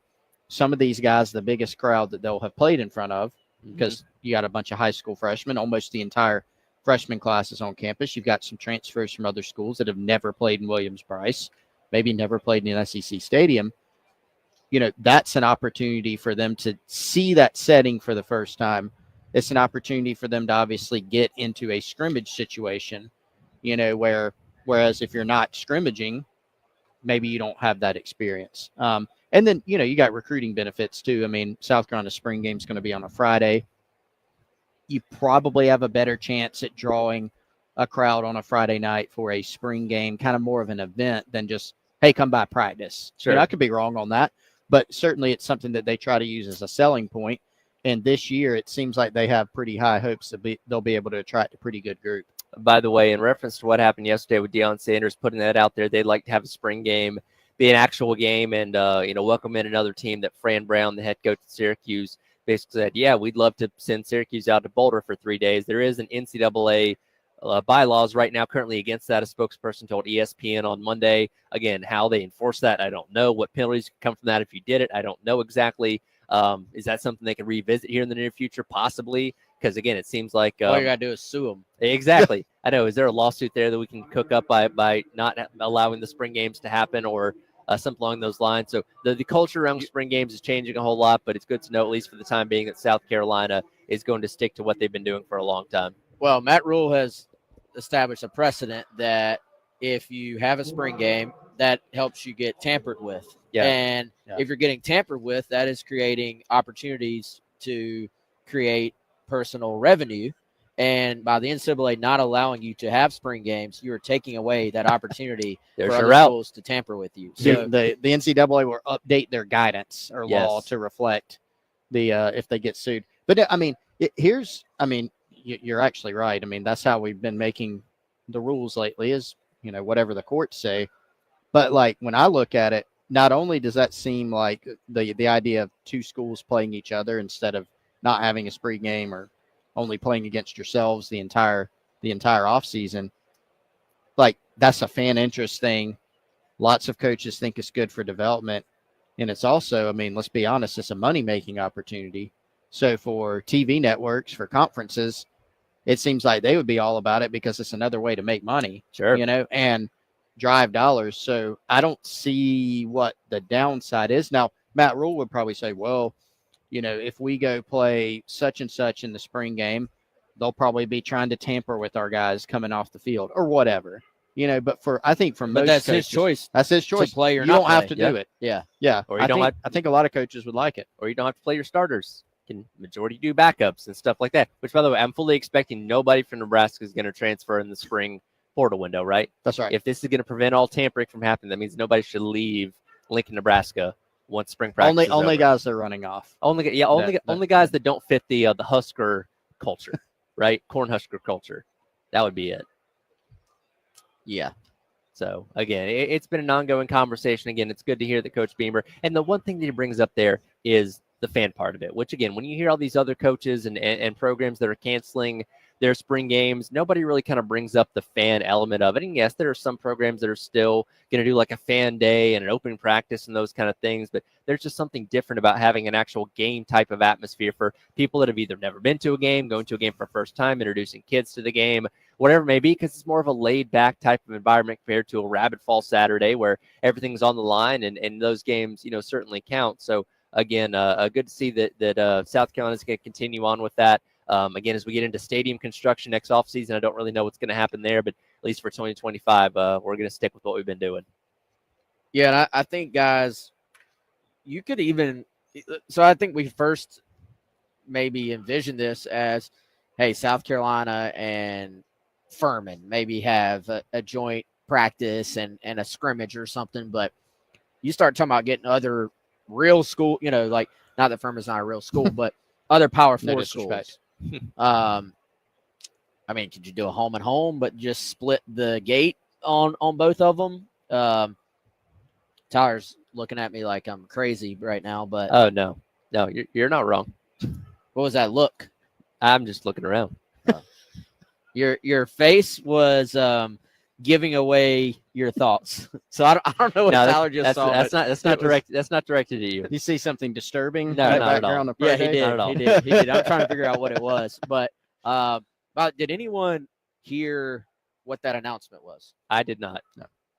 There's a running clock on the scoreboard, and guys are running and stretching segment in 8 front right of us. now, apparently. We are in segment 8, and there's Whatever that means. 14 minutes counting down. I So- think we're about to do some on-field drills. Is what Okay. I would imagine that is. Cool. We'll be here to observe it when it happens. We'll also continue to talk about what Coach Beamer had to say in reference to spring practice getting rolling tomorrow as the hour continues long. It is the Gamecock Central Takeover Hour presented by Firehouse Subs. Todd West and Chris out of Pro Day on your Tuesday here in the game.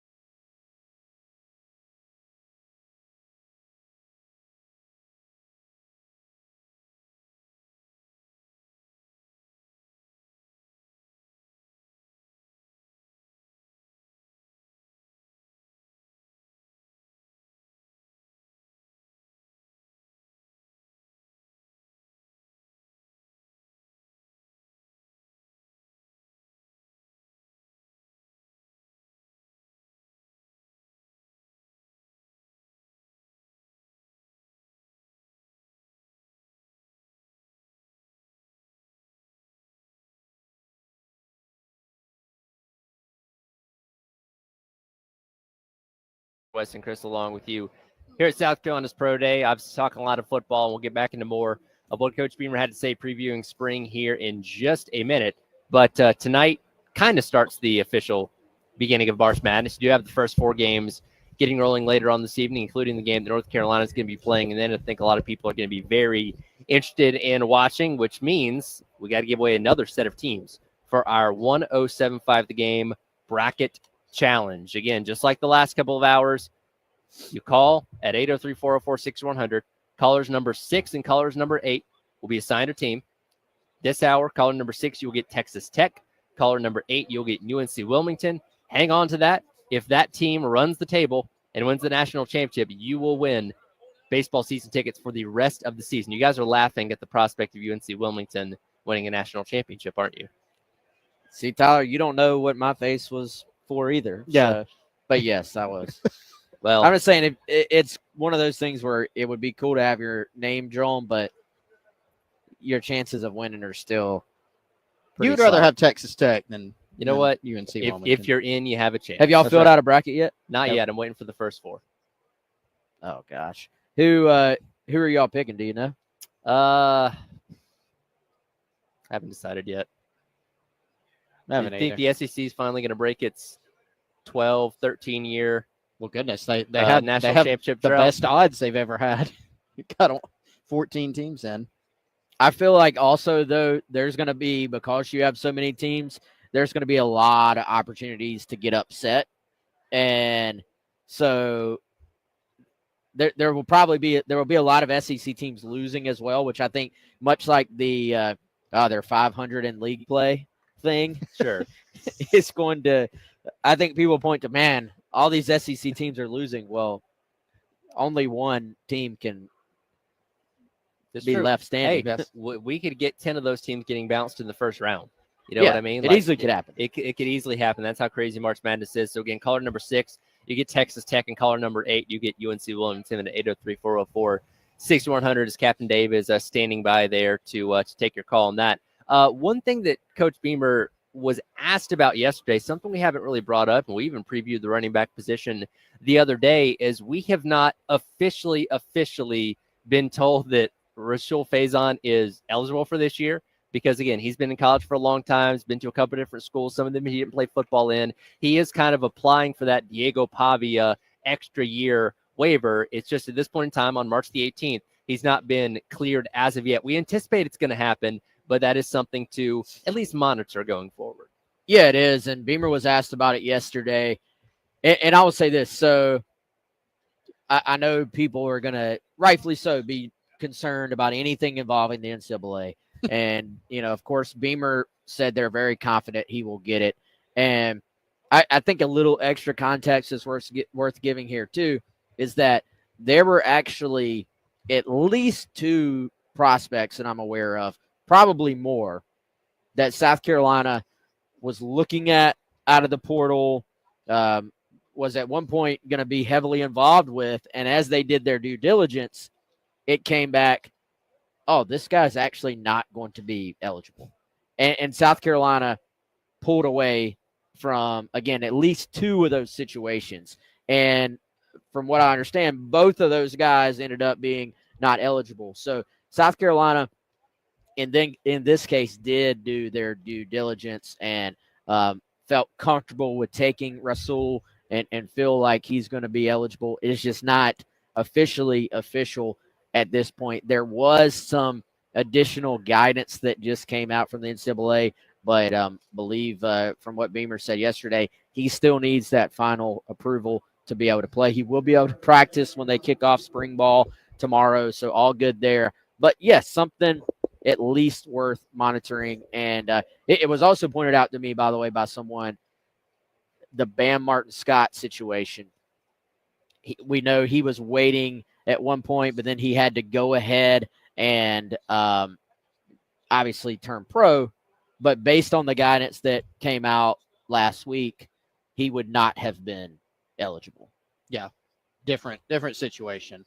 And, Bam's situation was different than Pavia's, right? I mean, he was basically a year was going to say a year behind, so a year older technically. So a little bit of a different situation. But yeah, I mean, South Carolina knew about this with Rasul. I mean, one of those guys you referenced, Wes, during the transfer process, it was a guy that was, picking up a whole bunch of offers, and people were going, why isn't South Carolina offering this guy? It's because, well, they knew behind the scenes he wasn't going to be eligible. Everybody you talked to about Faison, and Beamer mentioned yesterday publicly that they were, very optimistic and felt very good about it. It seems, the way it's been kind of categorized to us, Wes, it seems like it's almost a formality, but it's just a formality that has to happen. Yeah. Now could something crazy happen? I mean, sure, but you've gone from you feel where eligibility matters are tough, very up in the air. You don't really know, like you can't predict what the NCAA is going to say. It's become more predictable now, to where it's normally if there's a case, if there's a case to be had, and Faison has a great one, it's going to go the player's way. I was going to say, if for some reason they deemed him not eligible, there's a lawyer ready to take that case immediately. Like one of those if things, not already, while litigation's going on, you can be eligible in the meantime. You know what I mean? Again, not saying we're going to get to that point, but I don't think it's going to have to be anything we're going to worry about. And again, as we kind of talked about with the running back room the other day, the question becomes of, okay, the production you had at a Mountain West school at Utah State, can you come here and match that? How much of the load are they going to put on him at the running back spot compared to like a Rocket Sanders a year ago? And again, how much is Oscar Attaway going to get, his touches? How well along is Jordan Howell and Matthew Fuller, these other guys that got a few touches last year but are expected to be more contributors going forward? How's that going to break up in terms of divvying up the carries and all that kind of stuff? Is something we're not going to learn necessarily in the spring, but something to keep your eye on as we go through this offseason. By the way, guys, to give the listeners a little update on what's going on here, lots of players sort of preparing right now for their personal position drills, getting warmed up, and friend of the show, Ramon Robinson here appears to be Ramon's been on the show, I think, a couple of times now. He's going to be running the throwing program, it looks like, for Davis Bevel, who obviously is from Greenville, has worked with Ramon growing up. Ramon also is the personal quarterbacks coach for, I think his ears are burning because he just looked over here.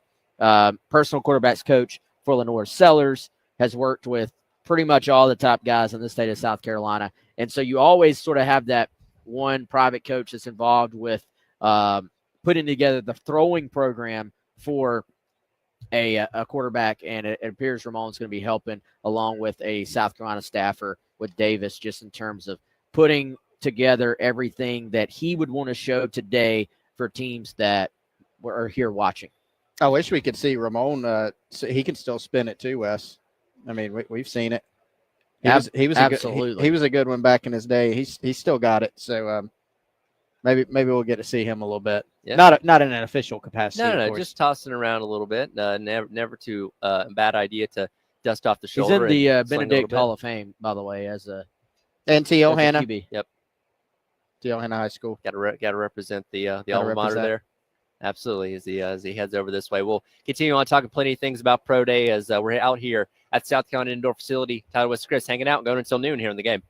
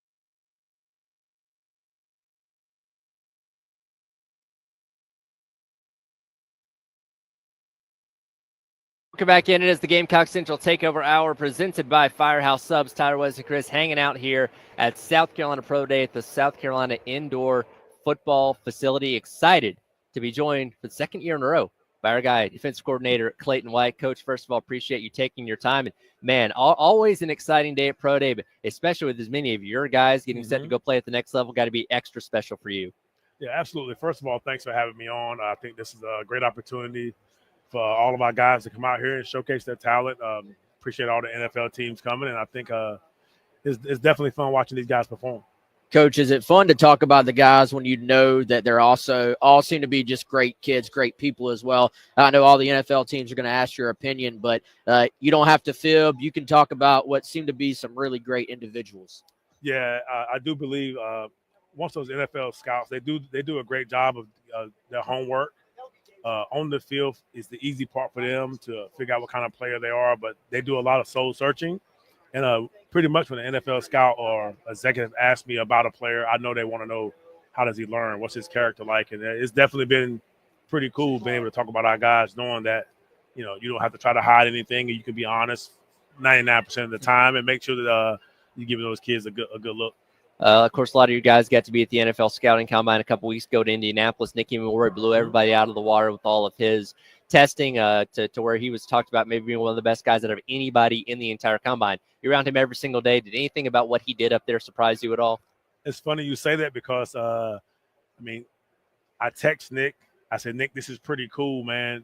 When everyone is kind of surprised at what you did, and me and you, we all knew the whole time. He said, Coach, that's the best part about it, that nobody really knew, and now everybody knows kind of, what we have brewing here at South Carolina, led by him at the Combine. A lot of guys I thought did pretty well at the Combine, but it was pretty cool letting the world know that they kind of breed him a little different over here in the waters in South Carolina.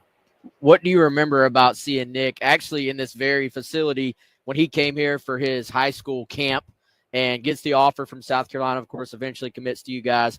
I thought it was kind of interesting. He blew y'all away that day, and now you're seeing kind of the NFL world find out. But I remember being here that day and being like, this guy is built different, even as a high school kid. What do you remember seeing out of him when you offered him? Yep, and that's obviously a story in itself, right? Obviously, it's a longer story, but we just remember him walking in the building, and I'm like, okay, 6'3", okay, not bad. 208, not bad. 39 vertical, not bad. 447, not bad. So just remember all that stuff, and I think a broad jump was almost 10.6 that day of a kid who we really weren't really recruiting at the time. And then just watching him go up and grab the football out the air and just how competitive he was that day. The Combine did remind me a little bit of that. So we knew he was going to show out the Combine, but he's just an unbelievable gifted athlete, God-given talent and ultra edgy competitor on top of that. Again, South Carolina defensive coordinator Clayton White hanging out with us here on the Gamecock Central Takeover Hour, presented by Firehouse Subs. We talk about these NFL teams getting set to draft guys here in a couple weeks, and you got to balance what's happening, obviously, on the field with production as well as the athleticism you're seeing in these individual drills. From your standpoint, when it comes to recruiting guys, bring guys in either from the high school ranks or from the transfer portal ranks to South Carolina, what's that balance like for you between obviously the production you see on the field, but also the athleticism and how you feel like they can fit within your system as well? Yes. In today's world, we have access to a lot of tape, a lot of different things that really helps. So you can kind of piece together what you can get from a player. Like, you can type in height, weight, you can type in speed, if they hit a max speed at some point. So it's not easy to try to identify somebody in 10 days if you think they can fit your system, because the portal happens faster than recruiting. So you got to kind of do it right within 10 days, really within a day, to realize if he fits your system. So that makes it kind of hard. You're going to hit and miss. So I think we hit on a couple this year, and I think that's the most important piece, that you get the ones right. Let's talk about the guys that were in your room. I'm sure you're proud to watch Debo and Bam and D-Knight all come out here and participate today.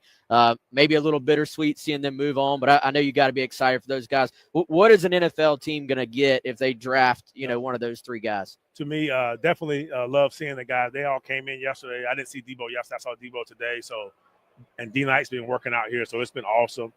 To me, they're all three different players. I think you get Debo Williams. Debo is a fan favorite. Debo is a hitter. Debo is a guy that can that's going to make some noise when he's on the field. Bam Scott is an athletic guy, super athlete, who can really you can have a lot of fun with Bam in regards of moving him around and being versatile.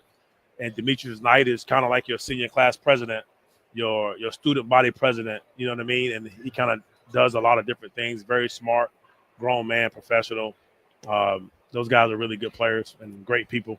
We have to know Debo is a very intense guy, and we talked about the other week. He didn't get the opportunity to go up there to the NFL Combine. He a little more fired up than usual today to go out there and prove some people wrong. No, I mean, sometimes you have to just stay in your lane and understand that it's unfortunate that he didn't get a chance to go. I do think he definitely had a career to where he should have been able to at least be able to showcase his talents on that level. I'm pretty sure today, hope he just focused and having fun. Today's a fun day. It's another opportunity to showcase your skill set, and I hope he's having fun and relaxed, to be honest with you. I know tomorrow will be a fun, exciting day here too. Starting off spring ball, lots of new faces, man. What is maybe your goal as you just sort of broadly look at the totality of the upcoming spring? Yes, one, I can't believe it's year 5. So it goes by very fast. Very, very fortunate to be at a university in the program working for Shane Beamer, and it's been fun. I kind of have a feeling like I'm a college basketball coach, meaning it's almost like all my one and dones are left. I have a whole new roster, whole new linebacker room, so it kind of I'm a little bit younger. Yeah, I feel younger. I've been so just because I have such a younger room and especially on my side, and our guys, we told them yesterday, it's new faces, but the same standard, maybe a higher standard. So our guys last year showed us it's on tape on what to do in this defense and how we want it done. And I think it's going to be fun for real. It really is. So I'm excited. Yeah, Dawn Staley always talked about just the difference, having all those young freshmen come in for her. There may be different people than your 23-year-old guys. Do you approach this group at all differently or not really? Just, hey, y'all know where the standard is now. It's up to the newcomers to meet it. That's the mindset that I was given to them yesterday, and it's going to be a process. So we know it's not going to happen overnight. So we got to do a great job as coaches as implementing our stuff. But like I said, our guys showed us last year how to do it. Now it's your turn to do out here and do it. But those guys are eager. They're all very smart, which I think that's a very key thing, that you got to have the football IQ or the willing to learn. Well, and when you look at the first 2 levels of your defense, defensive line and linebackers, almost completely new in just about every single area. And when you look at a season ago, you brought in Demetrius Knight, you brought in, obviously, Kyle Kennard, you brought in DeAndre Jules out of the portal, guys that have played a lot of football and had varying degrees of production at their prior schools, where you're saying, okay, now we're bringing you in here to get you to the level of playing at South Carolina, playing in the SEC. This year, you bring in guys, at linebacker in Oronquo and Murphy. You bring in, Brown at defensive end. You bring in a guy like Dindy at defensive tackle. That a lot of those guys, very high talent, come out of high school, but haven't had a lot of production in their college careers so far, or given at their prior stops. How do you approach the development differently this offseason with those kind of guys that, again, a little more unproven than what you've had in the past? The first thing when they say development, we got to make sure they understand just how we do things here at South Carolina, first and foremost. Make sure they understand the lay of the land. They understand how we, just how we operate. And I think the second thing is we start football school every January. So we intensely, with some intents, we attack that moment just to get them on the same page as far as just our defensive playbook and how we talk and how we walk. And then tomorrow's practice. And then we're just really told those guys tomorrow to go out and fly around. Like, just fly around. Let me play football tomorrow. We don't have a ton of stuff on install 1, just so we can kind of assess what we have and then go from there. Everybody in the college football world now knows who Dylan Stewart is. Opposing offensive coordinators are probably going to have a plan for him week in, week out. What do you think maybe the next step is for Dylan's development this offseason? Yeah, I mean, Dylan Stewart is another one of the guys that's a rare player, a rare athlete. Dylan Stewart is just like every other player trying to get better at something every single day. I think with Dylan is just overall strength, just continue to get strong. He still is end of his freshman year, so he got to get, to continue developing the weight room. He's working very hard with that. Coach Day and his staff has gotten him stronger.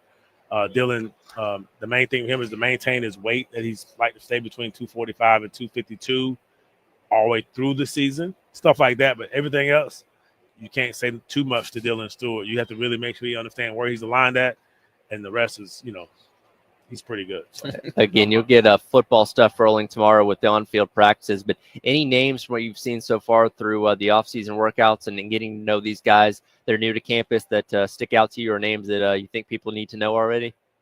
Besides some of the obvious names, I think our guys are doing a good job. I think guys like Devontae Miles is having a really good offseason.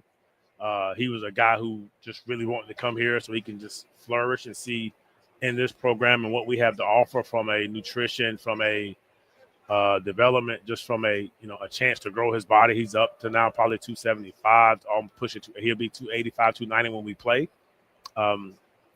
I think Dindy is doing a really good offseason. His numbers that we have a little Carolina combine we do too. So he did a really good job. And then our linebackers are doing good, Murphy and J.O. I'm going to go with J.O.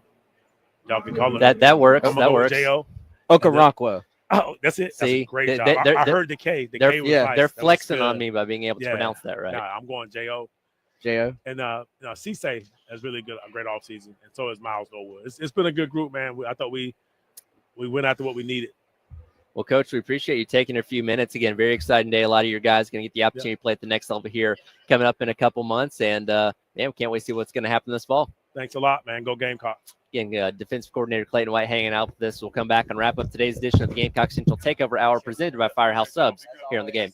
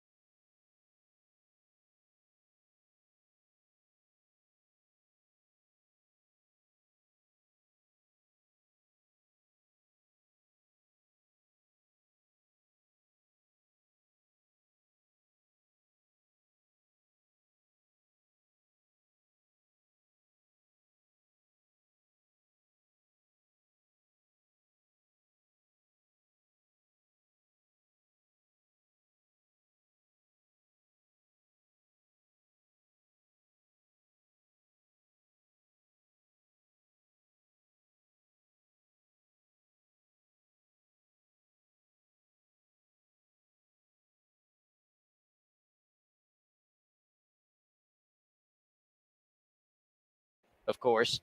And then you look at the linebacker position, his actual position room.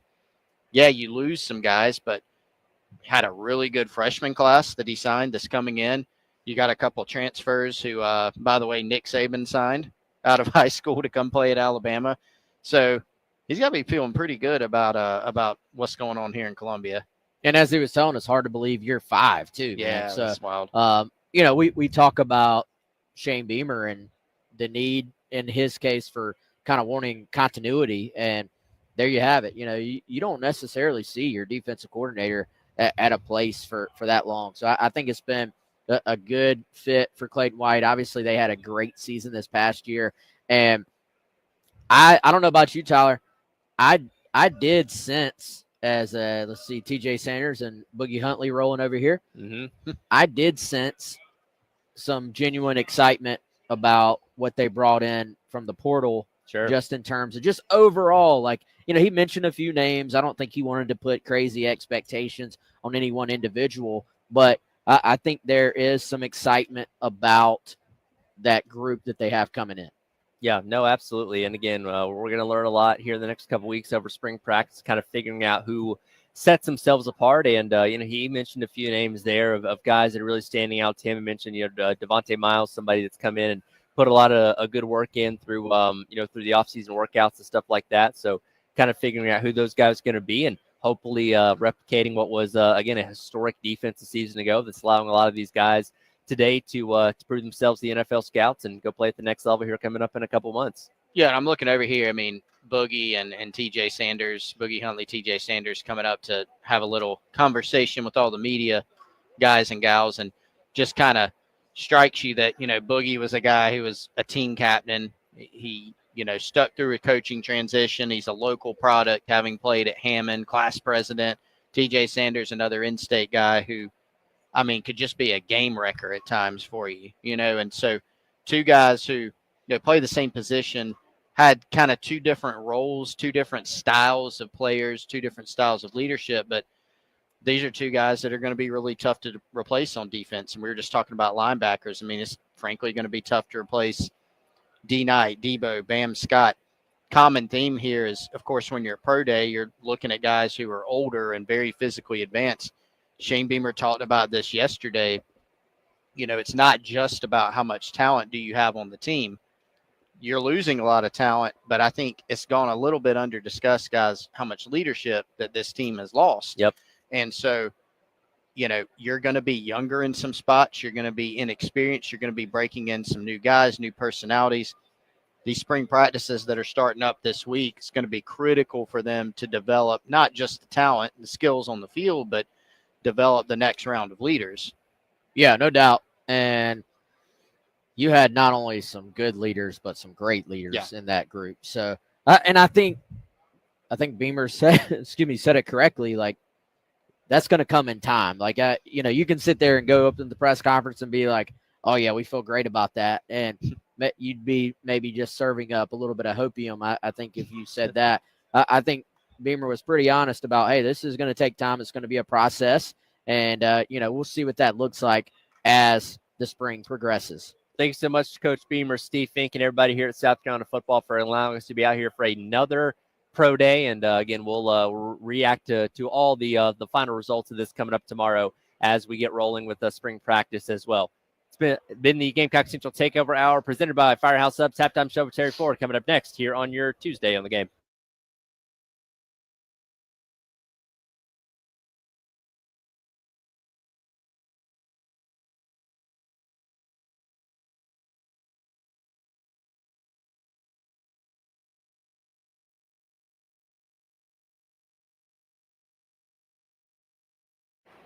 All right, as we close out the show here, it's lunchtime, 11:55 here on the Game. Time to go get yourself a delicious Firehouse Subs, our favorite spot. Be at the USC campus location on Thursday from 9 to noon. Come out, see us. Store open at 10. Have some giveaways as always, some free stuff, some tickets hopefully. And, of course, get yourself a delicious Firehouse Subs. Great time to come and check out the new partnership with Hot Ones has netted us not one, but two new subs. You've got the one with the garlic Fresno hot sauce, and you also have the one with the Reaper sauce, the last dab pickle. I'm gonna try Which, it. yeah, Tyler's going to try it. Lit me up last week. Hopefully, we'll get Tyler to try it on air for us. But you can get that and any of your Firehouse Subs favorites by visiting firehousesubs.com or use my favorite method. It's the easiest. Download the Firehouse Subs app. Earn yourself some rewards on future purchases. 15 different Midlands locations. That's firehousesubs.com or the app.